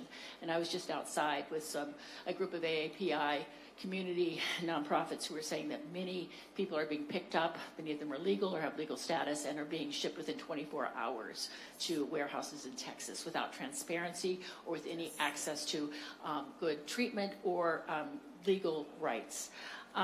There is a processing center that's being proposed in Hagerstown, Maryland, in my district, and I know there's one in Woodbury, Minnesota, less than a half an hour from here. I just want to know that there will be accountability for the President and for Secretary Noem. But in the interim, Mr. Mael, ICE visited a site this week in my district for their proposed warehouse detention center. Is there anything that communities can do to leverage their local legal authorities to push back against ICE expansion? And other than the litigation, what can we do as communities to enact new policies to slow down these detention centers and to give some transparency? Thank you, Representative. Thank you for that question and for bringing it to the safe perspective. Absolutely. Again, there's many things that community members can do to hold ICE and this government accountable. Here in Minnesota, we are actively litigating issues around 287G agreements, including where local law enforcement will sign a contract with DHS and do some of the work for them. And we are litigating when those things are done in a way that isn't prescribed by local law or state law. and there are community activists, advocates who are getting engaged at the county level with sheriffs and being engaged to make sure, whether it's a processing site, whether it's a detention center, whether it's your local sheriff cooperating with ICE, making sure your voice is heard and it is effective to hold people accountable and to bring these issues to light. So thank you for bringing that up. Thank you for lifting that up, and I yield back. I really appreciate it. Thank you, Representative McLean Delaney. I'd now like to recognize Representative Dave Min from California. Thank you. I want to thank you all for sharing your experiences. We've all seen the videos. They're horrific, including the video of the murder of Renee Nicole Good. But they don't fully capture the scale of what's happening in Minnesota right now. What you are describing is a full-scale, hostile invasion of the city by thousands of violent federal agents who are routinely and systematically violating the law by stopping, detaining, arresting, and often assaulting people, including American citizens, without probable cause, asking for people's papers, breaking into people's cars and homes in scenes that evoke Nazi Germany or Stalinist Russia. What is happening right now in America is fundamentally un-American, it is evil, and it is completely illegal. Now, before coming to Congress, I was an SEC enforcement attorney, then a law professor. I'm also the child of Korean immigrants who came to this country in search of the American dream, and I believe it's so important for us to stand up for the rule of law and for our constitutional rights. I represent Orange County in California, Irvine, Costa Mesa, Newport Beach, other cities, and many of us became very alarmed last year when we saw ICE agents acting lawlessly and violently in Southern California with no repercussions, and we've been ringing the alarm bell for months. Last year, I led several letters to the Department of Homeland Security, including to Kristi Noem, asking, among other things, how many new ICE agents had been hired, what background checks had been undertaken, what internal processes or investigations were undertaken when ICE agents were accused of misconduct. We have not received any substantive responses, which I understand is the case with every single House member who sought accountability. It's clear that this complete contempt for accountability comes straight from the top. Kristi Noem, Tom Homan, Greg Bovino are creating a culture of lawlessness and violence where ICE agents know they can literally murder U.S. citizens in broad daylight while being filmed, and that there will be no repercussions under this administration. But I want to reiterate the comments made by others. There is no statute of limitations for murder, and Trump cannot pardon you for state crimes like murder and assault. Now, apparently half of the new ICE agents hired in the past year failed an open book exam required to join federal law enforcement, so let me dumb this down. Being an ICE agent does not mean you get away with breaking the law. You will be prosecuted, and you will be held accountable. Now, I want to ask you, Chief McCarthy, if one of your officers was accused of assaulting a peaceful protester, or drawing a firearm on a civilian without cause, or firing tear gas into a car with children in it, what actions would you take?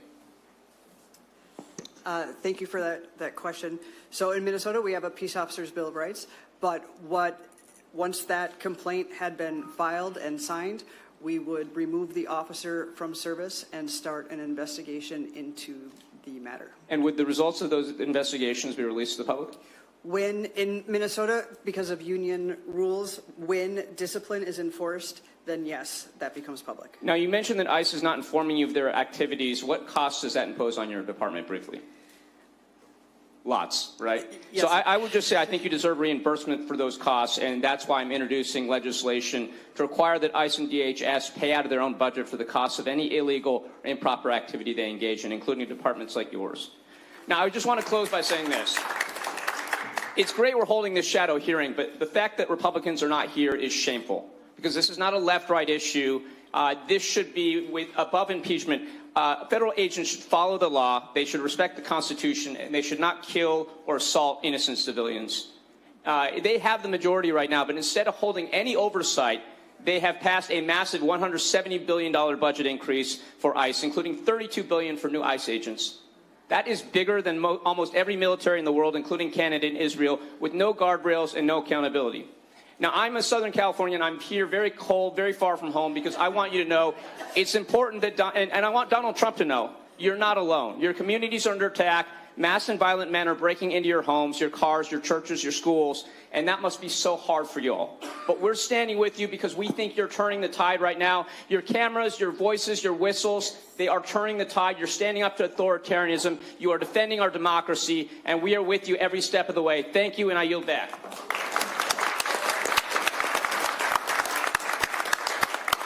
Thank you, Representative Min. I now recognize Representative Emily Randall from my home state of Washington. Thank you, Representative Jayapal. Across the country, we all watched from our phones as ICE murdered Renee Nicole Good in the streets of Minneapolis last week.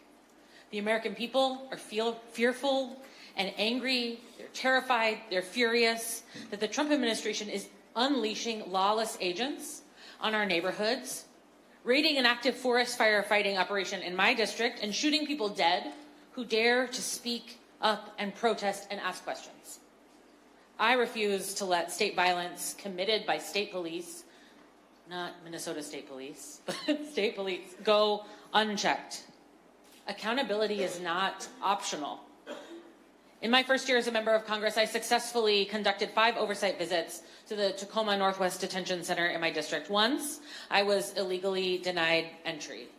During these oversight visits, I heard directly from detainees, some of them legal permanent residents, many who have been in the U.S. for over a decade, that they're being denied proper medical care, that ICE and GEO agents regularly accompany detainees during medical appointments, exposing them to incredibly vulnerable moments in violation of their rights under HIPAA and counter to common practices of community doctors who, like Congresswoman Maxine Dexter, who visited with me once, see criminally incarcerated patients. This is part of a widespread problem that raises serious privacy concerns, serious training concerns, serious oversight concerns. We all saw in a viral video earlier this week an ICE agent following a detained individual into a porta potty. There is no situation that warrants this. This is in line with ICE training, or I should say a lack of training, that is empowering lawless agents across the country. And to make matters even worse, we all are hearing from tribal members, including those in my district, as well as Native people across Minnesota and across the country, that ICE is illegally detaining and targeting Native people for the color of their skin. Tribal members are being detained as leverage to convince tribal nations to sign agreements with ICE for enforcement on their sovereign territory. And that's why I'm an original co-sponsor of the Articles of Impeachment against Secretary Noem. Bad behavior begins at the top. If we want to ensure all individuals are treated with dignity, we have to ensure that there is competent leadership in place, and I have zero faith in Secretary Noem. Let me be clear. Using ICE agents to kill people in the streets is fascism, and I will use all the tools available to fight to defend our democracy and our collective future. New NBS reporting shows that ICE used AI in determining which agents needed how much more training. And in instances where individuals wrote about how badly they wanted to be an ICE officer, they got less training. Chief McCarthy, I'd like to hear a little bit more about the training your police force employs. I'm sure it's better than what we're seeing ICE be given. Are local officers typically trained to record interactions with their cell phones while holding a gun at the same time in the other hand? Thank you for that question, and no, ma'am, they are not. Are local officers typically trained to fire their guns into vehicles? We are trained if we need to fire a weapon into a vehicle. However, most policy, including the state-wide model policy, warns against shooting into moving vehicles. Yeah. There's probably some de-escalation in between saying please stop and shooting into a vehicle. Yes, ma'am. And speaking of de-escalation, are local police officers trained to de-escalate situations, or are they trained to shoot first? We are trained to de-escalate situations. So police officers for the city of Minneapolis, who are given more training than the federal agents, are keeping our communities safe. And I want to thank you for everything that you do to keep our communities safe. Thank you, Madam Chair. Thank you so much, Representative Randall. I now recognize Representative Luz Rivas from California for 4 minutes. Thank you, Congresswoman Jayapal and Congresswoman Omar, for organizing this timely hearing. And thank you to the entire Minnesota delegation, Congresswoman Betty McCollum, Angie Craig, and my freshman colleague, Kelly Morrison, for your leadership during these difficult times. We're here in support and in solidarity with the communities in Minnesota following the horrific murder of Renee Good and ICE's continued assaults on your communities. I represent immigrant communities in the East San Fernando Valley of Los Angeles, and since June of 2025, the Trump administration and his ICE forces have routinely racially profiled and targeted my district. Neighborhoods in my district have the highest level of ICE enforcement in all of Los Angeles County. We have seen street vendors assaulted, day laborers abducted, and an 18-year-old high school student detained and separated from his mother for months. Unfortunately, we're seeing this pattern here in Minnesota, and ICE is using intimidation tactics here. This rogue department racially discriminates against people who look black and brown just to hit a quota. Your immigration status doesn't even matter. If you look like me, you're a target of Trump, Secretary Noem, and ICE. Secretary Noem and ICE repeatedly ignore due process and the rights of Americans and are wreaking havoc in our communities. This is why I signed on to the articles of impeachment against Secretary Noem. She is unfit for this role, and she must go now. With the limited time that I have remaining, I want to hear from our witnesses who are living through this terror. Ms. Gonzalez-Avalos and Mr. Hussein, your organizations are on the front lines right now. When we all go back to Washington, what do you think Congress must do, and any specific policy changes in order to rein in ISIS terror against communities across the country?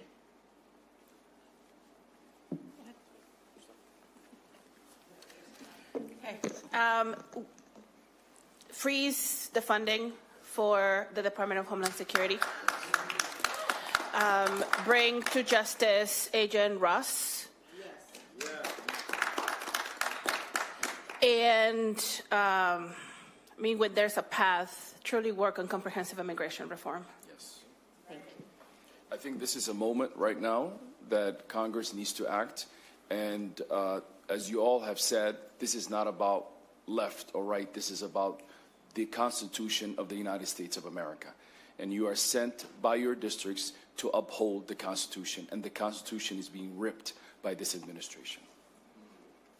Thank you to all of you for your important work in trying to help and protect those who are the most vulnerable. I have learned a lot from this visit and from this hearing. I'm inspired by your coordinated resistance and looking forward to going back to Los Angeles and sharing what I've learned here in Minnesota. Thank you, and I yield back. Thank you, Representative Rivas. I now recognize Representative Lateefah Simon from California for 4 minutes. Thank you so much. Thank you to our chairs who brought us all together here. Thank you to the witnesses. The reality is that this moment demands that we acknowledge, like has been said before, the long lineage of federal power exercised without guardrails. It's important on this weekend and every day moving forward that we acknowledge the history that Trump alludes when he says he's going to make this country great again, a return to a time when blatant displays of outright bigotry and racism and state-sanctioned violence went unchecked. We are very clear that the residents of this here city are checking that unchecked violence. And we are so proud as a nation and so inspired that you resemble so clearly the young people, multiracial young people who stood up to a horrific government where they stuck hoses on young people, hoses so strong that those hoses could tear the skin off the protesters. Today, on the weekend of Martin Luther King's birthday, we were reminded that that struggle never ended through your work here. Dr. King not only fought segregation, but economic exploitation and militarism and the abuse of government power. Accountability can't end, and we know it should not, must not end with this hearing or the next news cycle. Instead of going on much further, I want to continue to give so much love to Miss Good's family. My daughter lost her father at a very young age, and I know what it means for children to grow up without their parents. The horrors of what this state, meaning our executive branch, have called justice, the horrors. One of the things that I think is extremely important for me to convey here as someone who is Muslim, and this is our holy day, it is Jummah, is to acknowledge that the Trump administration has waged an all-out war on Muslims in this country. And Mr. Hussein, you talked a lot about this amazing community, the Somali community, and given it's our holy day, it was also mentioned that mosques and other places of worship and faith are under attack. I wanted to give you the last minute that I have to give us more color on what's happening in the communities that you represent. Thank you. Thank you. And I just want to echo your point. We love this state. We love the people of this state. And I personally believe on this day that God has chosen Minnesota after the murder of George Floyd to bear that burden. And once again, we are asked to bear the burden of standing up for this nation. And I don't believe that's an accident. I believe there's incredible goodness in this great state. And Renee Good is part of that. But we are called in this moment to come together, and Minnesotans, all walks of life are coming together. In this moment, we are displaying hope and love in the midst of hate and fear.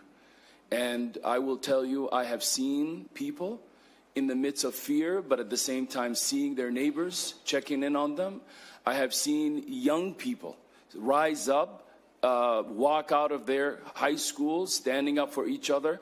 I will tell you, this moment is the moment, as my colleague just mentioned, for the first time in this country, we are going to fix the immigration problem. For the first time in this country, we're going to make every person be dignified because of God giving them that dignity. So I will tell you, my community is extremely resilient. They are young and capable, and I'm incredibly impressed. But this moment, the love of Minnesota and the incredible Norwegians, and we're a little passive aggressive and we say oops and all those kind of things. But if you put us in a corner, that's right, we will take care of each other. Minnesota is going to show us the way. Thank you, sir. You're all showing us the way. Thank you. So beautifully said. Thank you, Representative Simon. I'd now like to recognize Representative Walkinshaw from Virginia for 5 minutes. 4 minutes, excuse me, 4 minutes. Thank you. Our typical is 5 minutes, but it's 4 minutes. Thank you. That's going to be hard to follow. But thank you, Ranking Member Jayapal and the Minnesota delegation. This is my first visit to Minnesota. I hope my next visit will be under better circumstances. And I want to thank our witnesses and the community members here and across Minnesota who have been doing their patriotic duty as Americans to stand up to this administration. Yes. My constituents, the folks I represent in Virginia and the Minnesotans that I talk to, want secure borders. They want our immigration laws, all of our laws, to be enforced.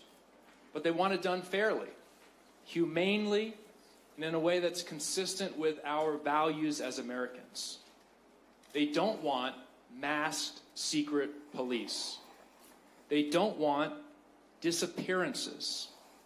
They don't want peaceful protesters shackled and pregnant women dragged through the street. They don't want guns pulled on children. And they don't want unarmed mothers shot and killed in their cars. It's clear to me, based on what I've heard today, that what is happening here in Minnesota is not about immigration enforcement. It is not about corruption. It sure as hell is not about public safety. It's about political retribution, power, and intimidation. And that's why Congress must step up and rein in this mass deportation, mass destruction machine that Trump has assembled. And because we know the Trump administration and Secretary Noem won't hold anyone accountable, we have to be crystal clear today that House Democrats will hold people accountable. We will hold people accountable. for the laws that have been broken, for the rights that have been violated. And I want to talk directly to Speaker Johnson if he's taking a break from doing Donald Trump's bidding. Speaker Johnson, if you bring next week to the floor of the House a Department of Homeland Security funding bill that doesn't end these abuses, you can pass it without my vote. You won't have my vote for that. Chief McCarthy, you've gotten a lot of questions about training. I'm going to ask another one. You went through the timeline of someone who wants to become a member of your police department. I was adding up all of the requirements. It sounded like years before you would have that officer on their own, serving, patrolling in your community. We know that ICE is sending folks out with 6 to 8 weeks of training. From your perspective, your decades of experience, what could go wrong if you put an officer out on the streets in your community with just 6 to 8 weeks of training? Thank you for that question. And I think we're seeing it. Everything can go wrong. When officers are put in positions where they are stressed and now they're insecure, they're going to be quicker to move to physical violence. And what you're finding is that if they don't know their legal rights and authority, they're going to violate the rights and authority of others. And so it is a very dangerous situation. Thank you. I yield back. Thank you so much, Representative Walkinshaw. And now it's my pleasure to recognize Adelita Grijalva from Arizona for 4 minutes. Thank you. Muchas gracias. I would like to start by acknowledging the gravity of this moment, highlighted by the fearless testimony of the witnesses here. Especially true for the people of Minnesota, for communities across the country who are living in fear. This city is mourning the loss of one of its community members, Renee Nicole Good. 3 children are now mourning the loss of their mother because of a federal agent shot and killed her point blank range. And what has the federal response been? Calls for a transparent, accountable investigation? No. We're watching federally controlled probe shut out state and local authorities offering zero transparency. Are we seeing a calm commander-in-chief urging de-escalation and peaceful protest? No. We're seeing blatant intimidation and threats to invoke the Insurrection Act. Do we even hear the faintest acknowledgement that maybe, just maybe, something went wrong here? No. Instead, we see Secretary Noem distort the facts, gaslight the American public, and try to make us not believe what we can see with our own eyes. Let's be clear. Renee Nicole Good was murdered at the hands of ICE, a lawless agency that is promoting chaos and fear in our communities across the country. What is happening in Minnesota is unfortunately all too familiar for Arizonans. Arizona is no stranger to this fight. In 2010, the state passed the now Senate bill SB 1070, the Show Me Your Papers, right? 1070 was one of the broadest, strictest laws of its kind and at the time, and it took effect and made Arizona a testing ground for racial profiling and cruel immigration policies, the very kind that we see implemented across the country today. I represent a district that shares 300 miles of the border with Mexico, where families live on both sides of the border, families have mixed status, and the presence of Border Patrol and immigration agents is a fact of our daily life. But the level of aggression we have seen since Trump took office is truly unprecedented. I witnessed this firsthand when federal agents raided a local restaurant in my district when I showed up to ask for more information to do my job of oversight, tried to de-escalate the situation. They indiscriminately sprayed chemical irritants on the crowd, which included myself and journalists documenting the scene. And then they spun it and gaslighted the community. And what we're seeing here in Minnesota and what I've seen in Arizona is part of that same pattern. It's a pattern of intimidation. Federal agents using force instead of restraint, intimidation instead of engagement, secrecy instead of transparency. That is why, until significant reforms are made, Congress should not allocate another dime, ni un centavo, to immigration enforcement agencies. Secretary Noem should be impeached for her handling of this incident and for a campaign of terror across the country. We need to make sure that federal law enforcement serves the people, la gente, not terrorize them. We need accountability, we need answers, and that is why we are all here today, to be here with you. I want to thank you for being here, and I do want to ask a question of Ms. Gonzalez Avalos. We've heard the stories of people afraid to go to work, to go to school, to go to the mail. After ICE killed a U.S. citizen here, how has fear spread through this immigrant and mixed status families, and what has this done to the trust in law enforcement? How has this affected their willingness to call the police, report crimes, or seek help when they need it? We have seen that across the board, immigrant communities are deeper in lockdown. They are not sending their children to school, regardless of their citizenship. They're not going to work, and their businesses are increasingly getting shut down. They are making the hard decision. We have also experienced, and we need more information about that, but we have also experienced systemic deployment of I-9 audits in ethnic corridors and Latino, like ethnic business corridors in the metro and suburban areas.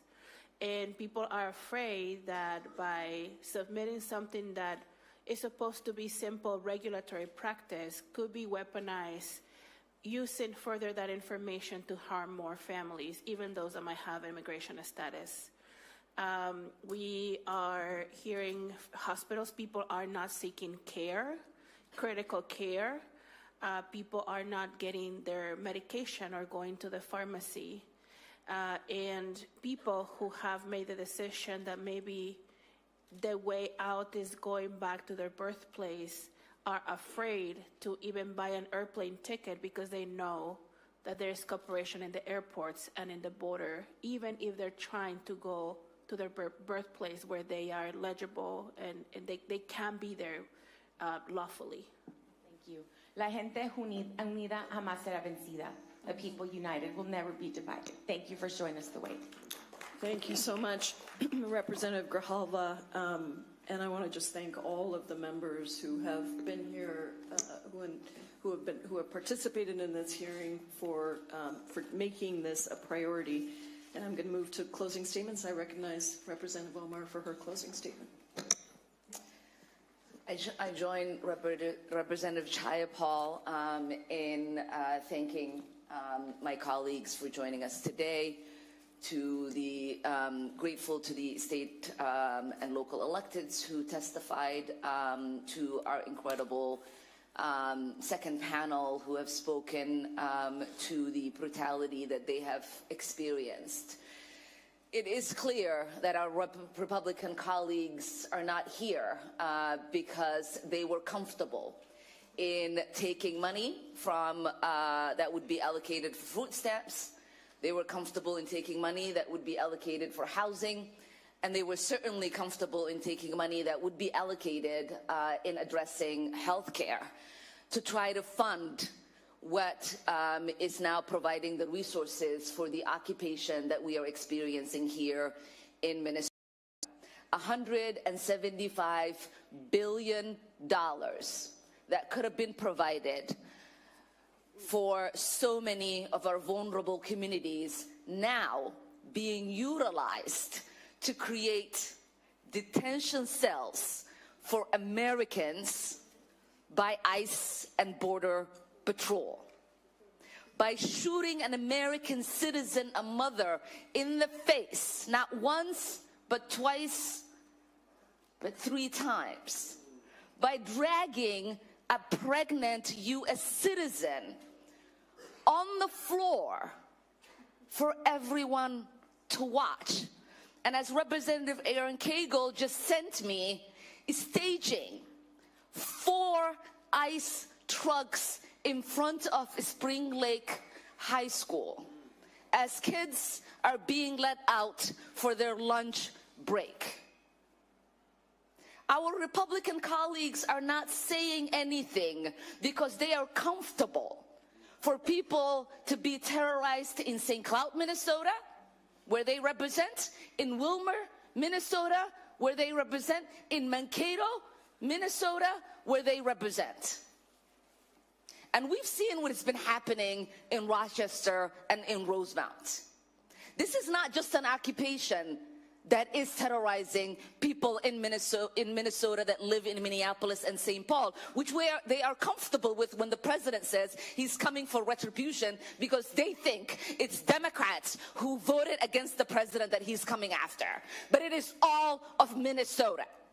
When my constituents call for help, we don't ask them who they voted for, because that is what it means to be an elected U.S. representative. So it is appalling for our colleagues on the other side of the aisle to be okay for the president to carry out retribution here in Minnesota. It is appalling for our Republican colleagues to be okay for there to be cell detentions in ICE for American citizens. It is appalling for them to be okay for there to be checkpoints in American cities where people are asked for their papers. And it is appalling for Americans to have to carry their citizen papers only to be told they are not sure if those papers are correct. I don't want to curse, but those of us who escaped places like that, the one place where we thought we would never experience this is the U.S. goddamn States. And we should all be ashamed that it is the United States that is allowing for this to take place, and it is being forecasted and broadcasted to the rest of the world, where people are calling and saying, are you sure this is America? I am ashamed. And we must do everything that we can to bring back the America we all escaped into.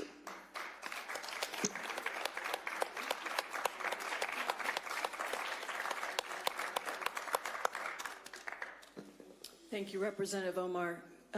We are so grateful for your incredible leadership, for your courage, and for your representation, not just of the people of Minneapolis, not just of the people of Minnesota, but of the people of the United States of America. And I'm really grateful to all of you for being here. I know that there is risk. I know that there is risk in different ways for every single one of you. And I appreciate that you are standing up and speaking out and telling us what we need to hear. And I appreciate the state and elected officials who testified. I appreciate the law enforcement here in Minnesota that has actually been trained and is working to try and de-escalate. And most of all, I appreciate the people of Minnesota. I've been a community organizer my whole life. That's what I did for 20 years before coming to Congress. The only reason I came to Congress was because I wanted to reform the immigration system. And because I believe that we can organize on the inside, just like we can on the outside. And one of the things we know as community organizers is that courage comes in times of fear. Courage is acting despite your fear. And also that strength comes in times of crisis. And what I have seen, not just here in Minnesota, but in Illinois, in every state that I've been to across the country, is that people are bringing forward that courage. They are bringing it forward with the whistles. They are bringing it forward with the training. They are bringing it forward with the nonviolent protest. They are bringing it forward with the very fact that they will speak out and refuse to be silenced. Look, when I started these hearings, we're not in the majority. We will be. We will be soon. We will be in the majority. Not a single Democrat voted for that $170 billion of funding in the big bad betrayal bill. That was a betrayal on so many levels. Not a single Democrat voted for that. But I do want to say that when we have the gavels back, we have to take this on, because this has been an ongoing escalation of funding to ICE, to Border Patrol, without any accountability.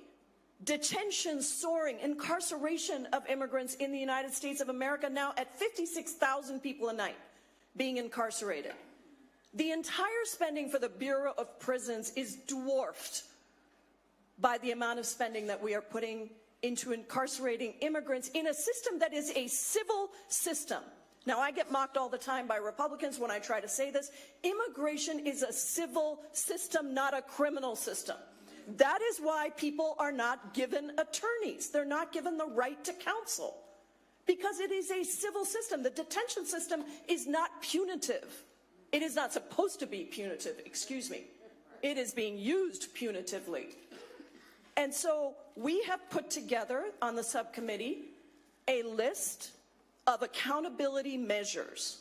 What does it look like to have real accountability? Ms. Gonzalez-Avalos, Mr. Hussein, you talked about some of this. Mr. Mayel, you certainly know and have spoken about this. You need a warrant, a judicial warrant to conduct an arrest. You must prosecute officers within ICE and CBP who violate people's constitutional rights. You must share information on those investigations with state and local law enforcement who are part of those investigations. No masks. Let me tell you, they say they need masks to protect these ICE agents. When they arrest gang members, they don't wear masks. You cannot be in our communities unidentified and with masks. There's a whole list of things because the list of abuses is so strong. And what I want to tell you is that without those, I will not fund a single cent to ICE and CBP. And I think most of the people on this dais, if not all, as well as many others that are not here, feel the same way. Because we do have the power of the purse. And yes, we are in the minority. By the way, you need 60 votes in the Senate. That means you have to have Democrats in the Senate to pass these things. When we started doing these hearings last summer, it was because Republicans refuse to hold any accountability hearings. The only hearings we have on the Immigration Subcommittee, as my colleagues who are on that subcommittee know, are all about lies. Lies about immigrants, lies about terrorists, lies about fraud, lies about whatever you can imagine. And the reality is 70% of the people that they've detained, kidnapped, disappeared, have zero criminal history. And the 30% that remain are tiny parking infractions, misdemeanors. Those are the things that they're kidnapping and disappearing people for. And when we started, so we decided we would just hold these hearings. If they won't do it, we can. These are not shadow hearings. I'm not calling them that anymore. I'm calling them hearings. These are hearings with real witnesses and real members of Congress who are listening to that testimony. And not that many people came in the beginning, to be honest, and we've had trouble getting some of them covered. But the last one that we did in Illinois had 19 members from all over the country. The last one we did in DC had 26 members, all Democrats. And this one is the most, 28 members of Congress from 18 states around the country who are here to listen to you. So I just want to say to all of you, you are not alone. What we are seeing is horrific, and it is happening in other places as well. And it will continue to happen in other places. So if you are watching this and you think this is never going to happen to you, that you're not going to have somebody pulled out of a car, tear gassed in a car simply for following an ICE vehicle, if you think that somebody is not going to be shot on your street, a mother, a daughter, a sister, a brother is not going to be shot on your street by an ICE officer, this can happen to you. And so I'm asking everyone that is not in this room, that may be watching in another state, to find that courage, to speak out, to get trained, to get connected with your local organizations, and to make sure that you are ready in the same way that Minnesota has shown us over and over again, that you are ready to be American citizens, American residents who believe in this Constitution, who believe in this country, and will stand up for it. Thank you all so much for being here.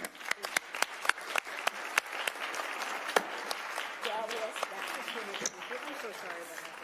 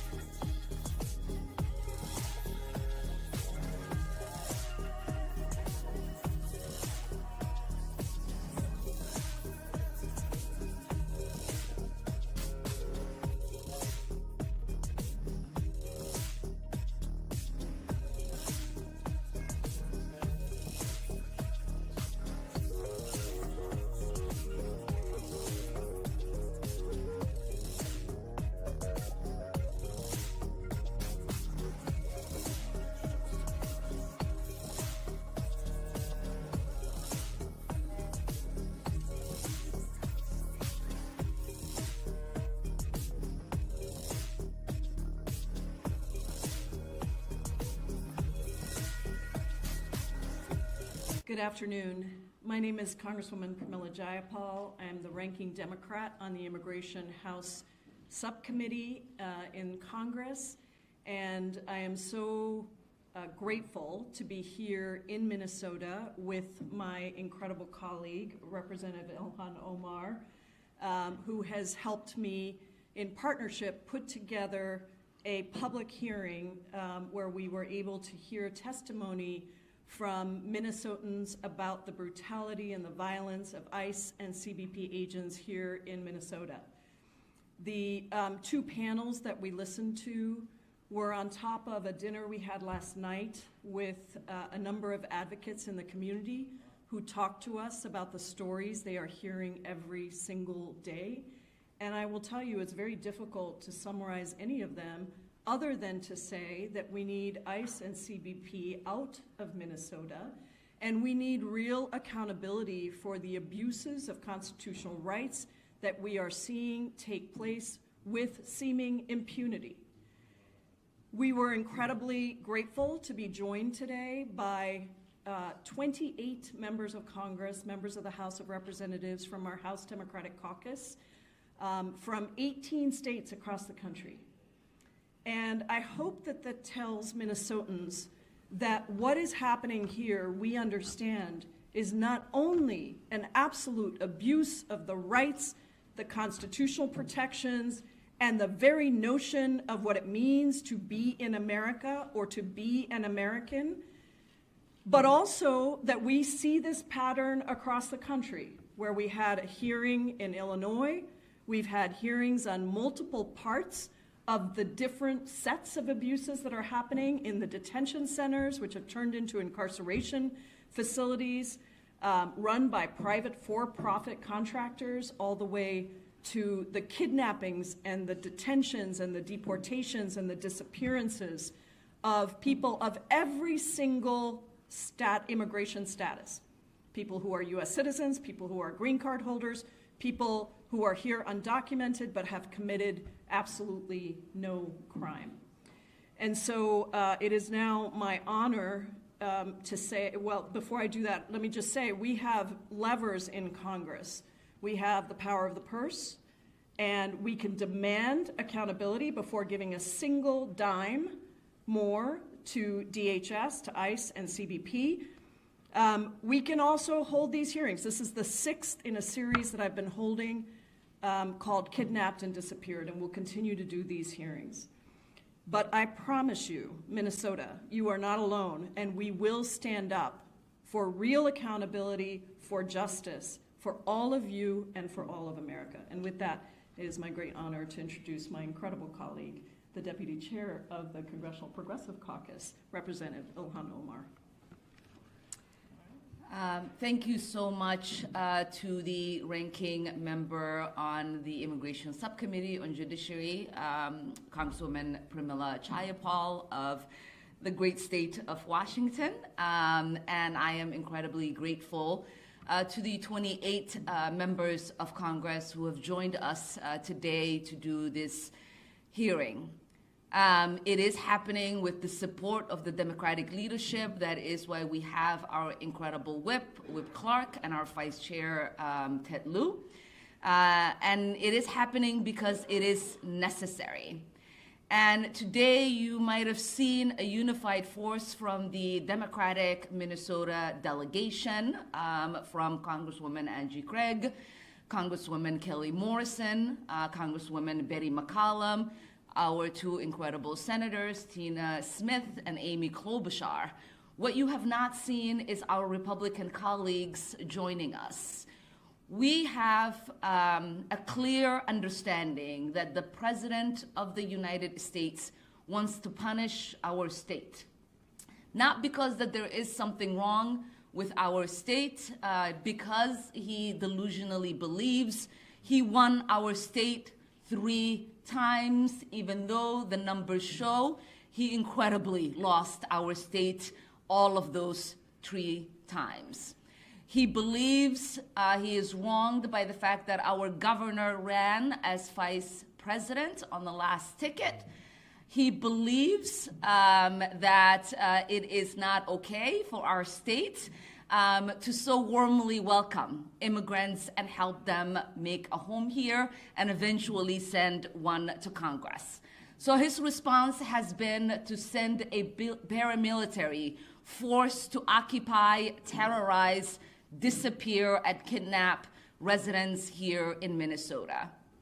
He has ordered his Department of Justice not to be accountable to members of Congress, to not allow us to do our oversight duties. Many of you were around when we went to the Whipple Federal Facility, which is a detention processing center, where they ultimately denied us full access to be able to look at what was happening there. We have also seen him and his administration say that there is no accountability for ICE and border control agents.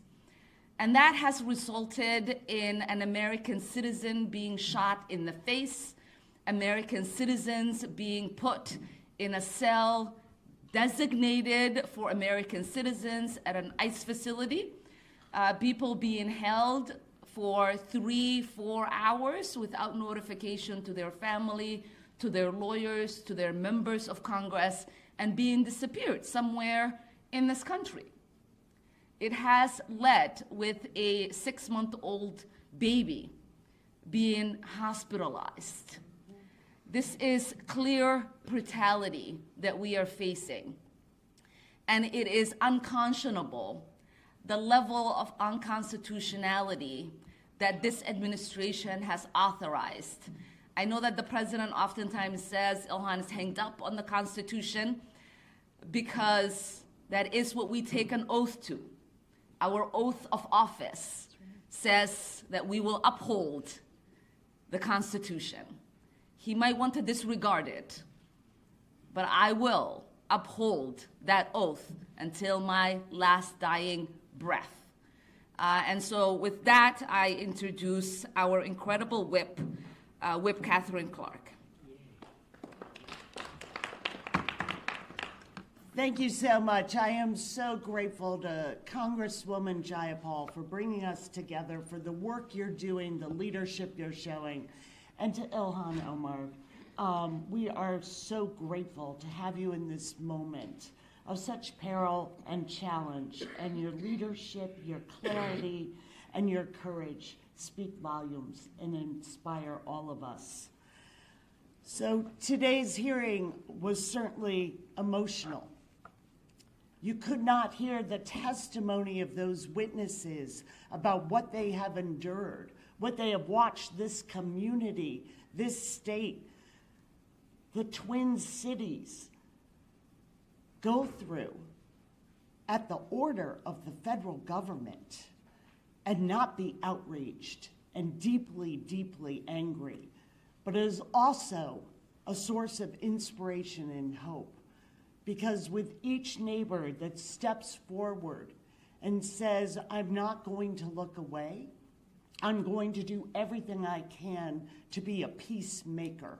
And that is not something passive. When you are a peacemaker, you fight injustice, but you do not mirror it. You say that we are going to turn to our neighbors in love, not against them in fear, and that we will move together. And we know that what is happening here in Minnesota can be happening in Massachusetts or any of the states that we represent in a matter of time. And as the people of Minnesota and the leaders that we have are saying that they are standing up and standing for our Constitution and rule of law and liberty and justice for all, those ideals that we work for, that is how we find the light moving forward. And I am so proud of this Democratic House caucus for being here today in such large numbers that only are the tip of the iceberg of the support for Minnesota and for these communities. But to say clearly that we understand the task before us, and that is to make sure that we uphold our Constitution, that we uphold the rule of law, that we continue to say that security for families is our goal, whether that's their economic security or their security of being able to go about their lives without fear of being taken on the streets. These are the values that Democrats fight for. These are the values that every single person in this country is fighting for. And we certainly expect to see our Republican colleagues come and also understand what this moment in history is demanding of us. We will continue to support Minnesota.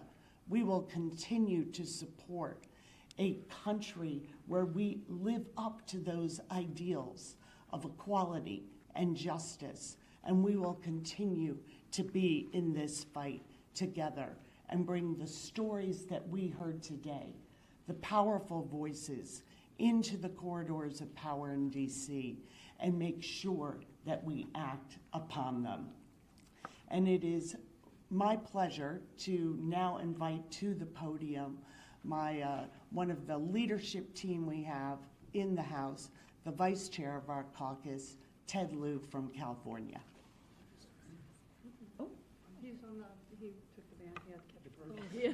Ted Lieu had to catch a flight, but fear not, fear not. We have the chair of the Congressional Hispanic Caucus with us from New York, Representative Espaillat. Thank you, thank you, thank you, Whip Clark, Ted Lieu, Espaillat, that's East Coast and West Coast. And thank you to Congress members Jayapal and Omar for inviting me. This is my first time here in Minnesota. And, you know, I'm also an immigrant. I came from the Dominican Republic at the age of 9 on a visitor's visa, and we overstayed our visa, and now I'm a member of Congress. And we know firsthand, immigrants know firsthand what has happened in America. You know, we read also the history of how other immigrant groups that came before us were treated, or the things they were subjected to. I remember while I was in the state legislature in New York, being stopped with my voting card by Capitol Police, and actually they wanted to take a look at it. Or being stopped by a trooper and say, "What you got your plates?" But this is different, right? We're here because of something different. Not just, and obviously, the death that the entire nation is so shaken by. But this is about a runaway train. This is about, as I said in the hearing, and it was confirmed by the testimony of the witnesses, this is about an aggressive and violent weapon that has turned deadly, a deadly weapon called ICE. That's why 29 members of the House of Representatives that I believe came here today to hear from Minnesota, as we did in Chicago and in DC, about this entity called ICE that shows up in your house masked with anonymous. How many of you will open the door, specifically in this state, to a police officer that will come masked and knock on your door? When you yourself saw the tragic killing of elected officials with someone that disguised as a police officer. So they're masked, and they don't respect churches, houses of worship. They don't respect schools. They don't. We found out in Chicago they lurk around the grounds of the schools, and some of the kids are afraid to go. In some places, they are doing virtual classes now again. They don't respect hospitals. So this is, and they use deadly force, as you know firsthand. And so this is why we're here today. We wanted to take a deep dive and hear from Minnesota about this entity called ICE that I personally feel should be dismantled. There should be a pause, and we should we should have a real discussion about changes and best practices, just like you do with anything that's not working right. Do they need more training? Do they need body cameras? Should they respect churches, houses of worship, schools, and hospitals? Should they be unmasked? Immigration is a civil law matter. It's not a criminal law matter per se. And so do they need to use semi-automatic weapons or high-caliber weapons for that? These are all legitimate discussions that need to be had. And that's why we're here today. So we thank you, Minnesota, for welcoming us and making us feel right at home. And I'll tell you, I spoke to Representative Omar, and I said, "Is it cold out there?" Because I heard it's very cold here. I brought my wool jacket, and she says, "Yeah, but you better bring your passport, because I know if I walk out there, I could be subject to be stopped at any time, at any corner, at any airport, I could be stopped at any time just because how I look or my accent." And so this is why we're here today. And I think America understands that now. You see it in the numbers of people that are saying that immigration is not a bad thing, that it's a good thing. So thank you so much. Let me bring up Representative Kelly Morrison from Minnesota.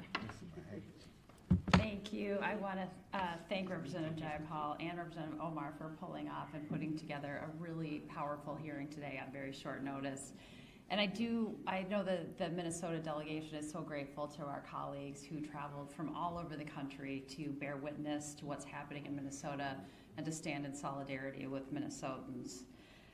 We heard from community leaders, local officials, and law enforcement during the hearing, describing the chaos and the terror and the harm that is being perpetrated on our community and our people, an unprecedented string of constitutional rights violations. Local law enforcement talking about how their work is being hindered. They're being unable to do their job because so many resources are being diverted from their core duties, making us all less safe.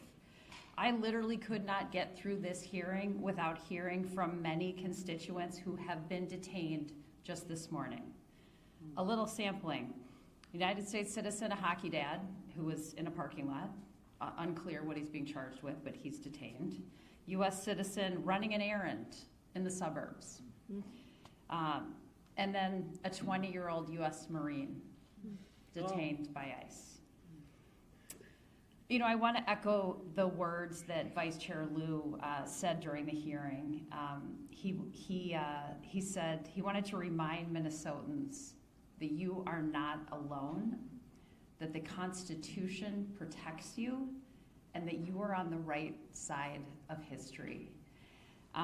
This needs to stop, and that is what we came together to call for today. Thank you very much. And that's Representative Garcia is up next, I believe. Okay. Okay, he had to catch a flight as well. I had wanted him to talk about this in terms of Illinois, which was one of the places we did one of our hearings as well. So we'll open up to questions, and any of the members who would like to answer, please let me know. Good afternoon.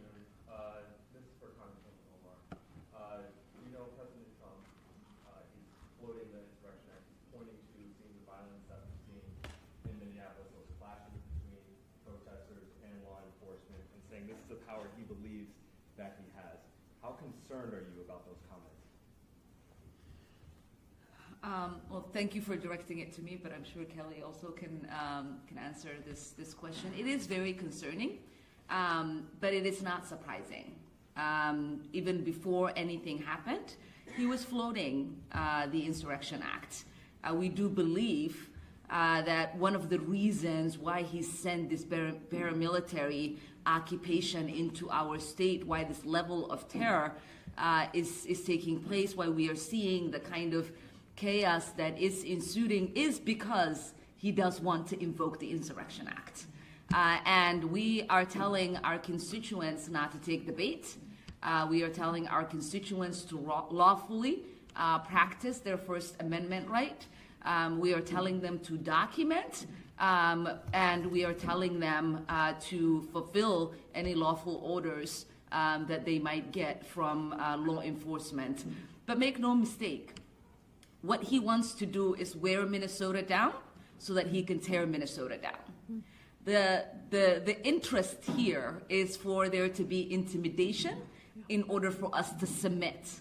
That is what he expected the Somali Americans here in Minnesota would do. And shockingly, he saw us being resilient, defiant, confident in the constitutional rights that we have. Then he's gone after the Latino community. And we've seen everybody mobilize to try to make sure that they were protected. What came next? St. Paul, door to door, knocks, asking people if they can identify a Hmong neighbor. What kind of country has this become? That's right. We are not going to allow this to continue. We are going to stand up for our constituents. We're going to stand up for our neighbors, and we're going to stand up for the Constitution. I don't know if Kelly wants to add anything. Yeah, I think it's important to level set when you think about the fact that Minnesota is a relatively small state. We're kind of in the middle of the road in terms of estimated number of undocumented people in the state. We have about 100,000 is an estimate. This is not about immigration enforcement. In recent days, he has 3 times, the president said that he won the election in Minnesota, which is historically inaccurate, not factually true. What other words can I use? Diplomatic. And so this is a campaign of escalation on his part and retribution in our state. The idea that he would threaten to invoke the Insurrection Act on one of these United States should horrify everyone in our country. Next question. Representative Omar and Representative Morrison, 2 questions. One, I've spoken to some people that were detained here in Minnesota that are undocumented that are now in an El Paso facility, and they say that someone told them that no Minnesota detainees are allowed visitors. I'm wondering if you guys have spoken with anyone that has been detained there, and if you're working to try to get them to be able to get visitors. And then my second question is, we have seen protests be peaceful, but MPD did say on Wednesday night that there were rocks and ice thrown at officers as well as fireworks. I'm wondering if you have anything to say to those protesters who were doing unlawful acts. I'm going to take the first one. So last night at dinner, and in the last few weeks, we've certainly heard in cases where people have been picked up, many of them who had lawful status in this country. We've heard a Sudanese immigrant who went in for his scheduled green card appointment. And was told that he wouldn't have his interview and was picked up, sent to Texas. Our office has tried to get information about his whereabouts. I know that Senator Tina Smith's office has tried to get information on his whereabouts. We also know that his family has tried to have lawyers get information on his whereabouts.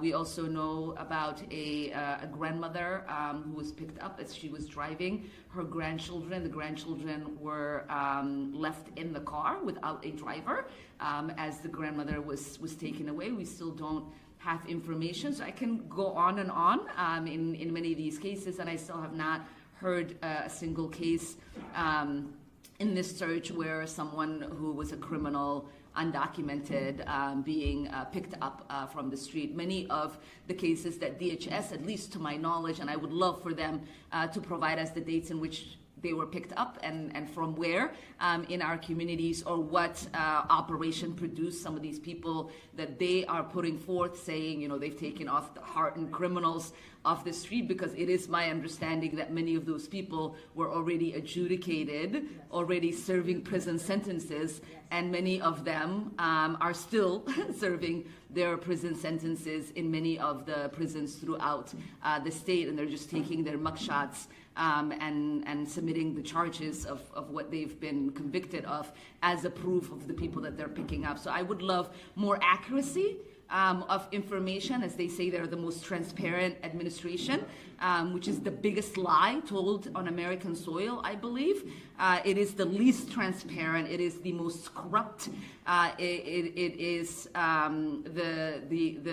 the one administration I have seen lie to us, even though we have an accurate documentation of their lies, even if we are witnesses to the lies. And then I would say, lastly, to your point, you know, this, again, is one of those operations where they say they were carrying out an operation, and then we hear from Minneapolis Police Department say they just raced a random guy in the middle of the street into his home and then ended up shooting him, and there, you know, was someone who was pregnant, and then there was tear gassing being thrown into a car where a man talked about having 6 of his children in the car, where a 6-month-old was tear gassed and was hospitalized. So when we think about where the chaos is coming from, who is creating these violent environments, those are ICE agents. That's Border Patrol.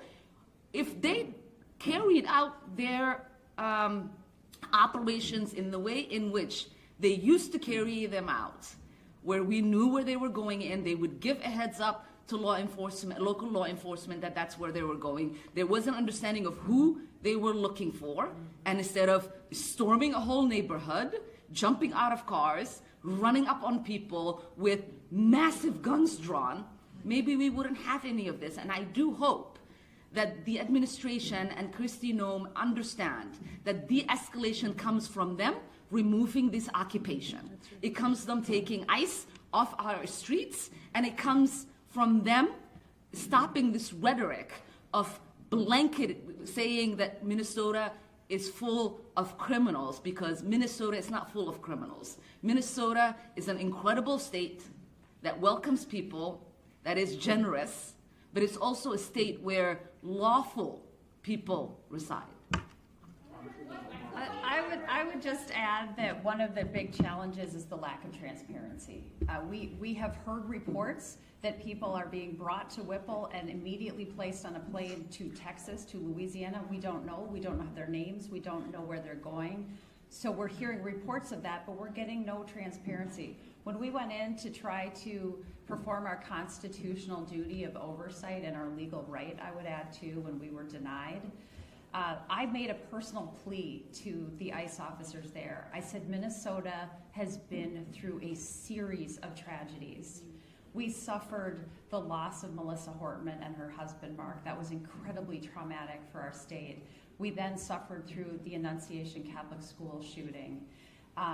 What we need, and we had cooperation between federal agencies and local law enforcement for both of those tragedies. And now we have no transparency, no cooperation. I said allowing us in, letting us do oversight, and being able to report back to Minnesota will do a lot to bring down the temperature. And they shrugged it off and said, we don't care. So I think transparency is one of the challenges. In terms of local law enforcement, we just heard from Chief McCarthy of Mendota Heights about how difficult local law enforcement's job has become with the ICE presence. So of course people should not break the law, do not throw things at law enforcement, but distinguish between our local law enforcement and ICE and CBP. It's guardrails. Oh, right here. What specific guardrails or checks or requirements would you like to see in place before you could approve spending? Yeah. So as the top Democrat on the Immigration Subcommittee, we've put together a list, and it's a lengthy list because there are so many abuses. But I'll give you just a few examples. No arrests without a judicial warrant. Mm-hmm. No masks. People should be identified with a name, with a body camera, and no mask. We need to make sure that the people that abuse people's rights, constitutional rights, like in any of these situations we've looked at, that they are prosecuted to the full extent of the law. There should not be impunity for these officers. We need to make sure that when people are kidnapped, disappeared, put into detention, that these private for-profit detention facilities are ultimately phased out, just like we've done on the criminal justice side, but also that there are minimum standards of care. Detention is not a punitive measure. It is not, even on ICE's own website, it's not supposed to be a punitive measure. We need to be able to track when people are put into detention, when they're kidnapped. No extrajudicial killings. I mean, there's a number of very specific things that we have to see before we can release any more funding to agencies that are already overfunded. Yes. And now using that as a federalized military force to come in and terrorize U.S. citizens, permanent residents, people of all visa statuses, and those who are here who have never committed any crime.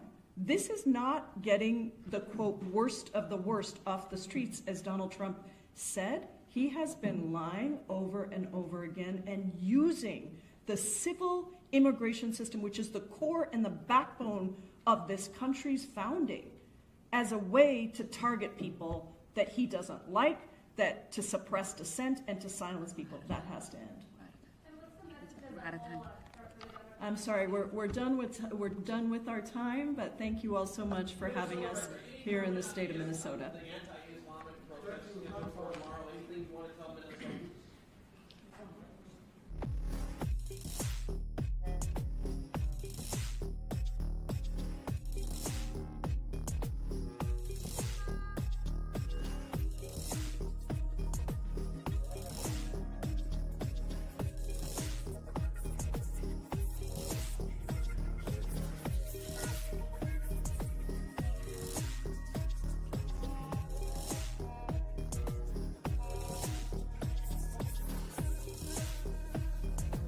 In Texas or Michigan, we do not respond hate with hate.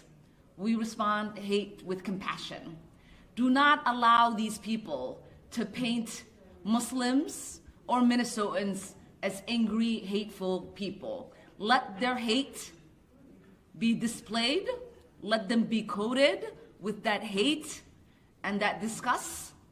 Let us be peaceful, compassionate, and I might even bring some boosters for them in the morning. See ya.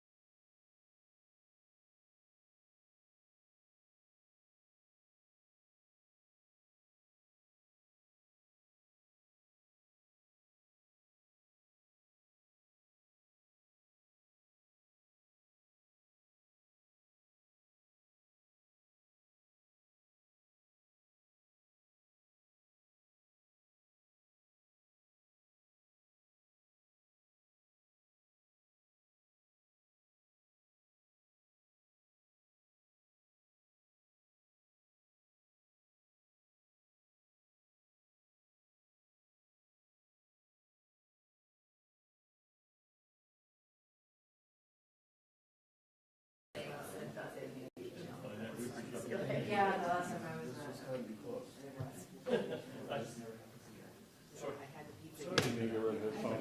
Right, okay. You guys are, if you're both communicating that way back to your newsroom and That's stuff, usually what it is. I think I'll just let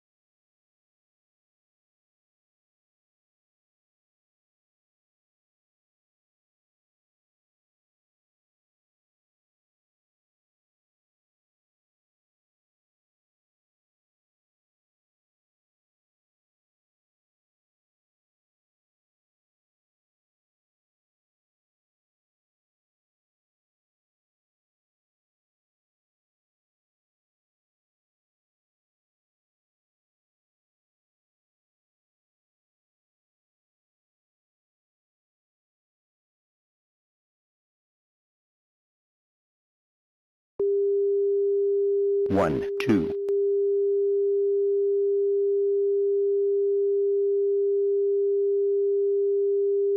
1, 2.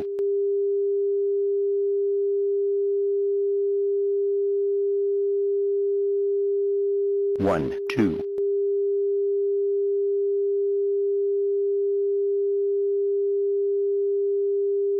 1,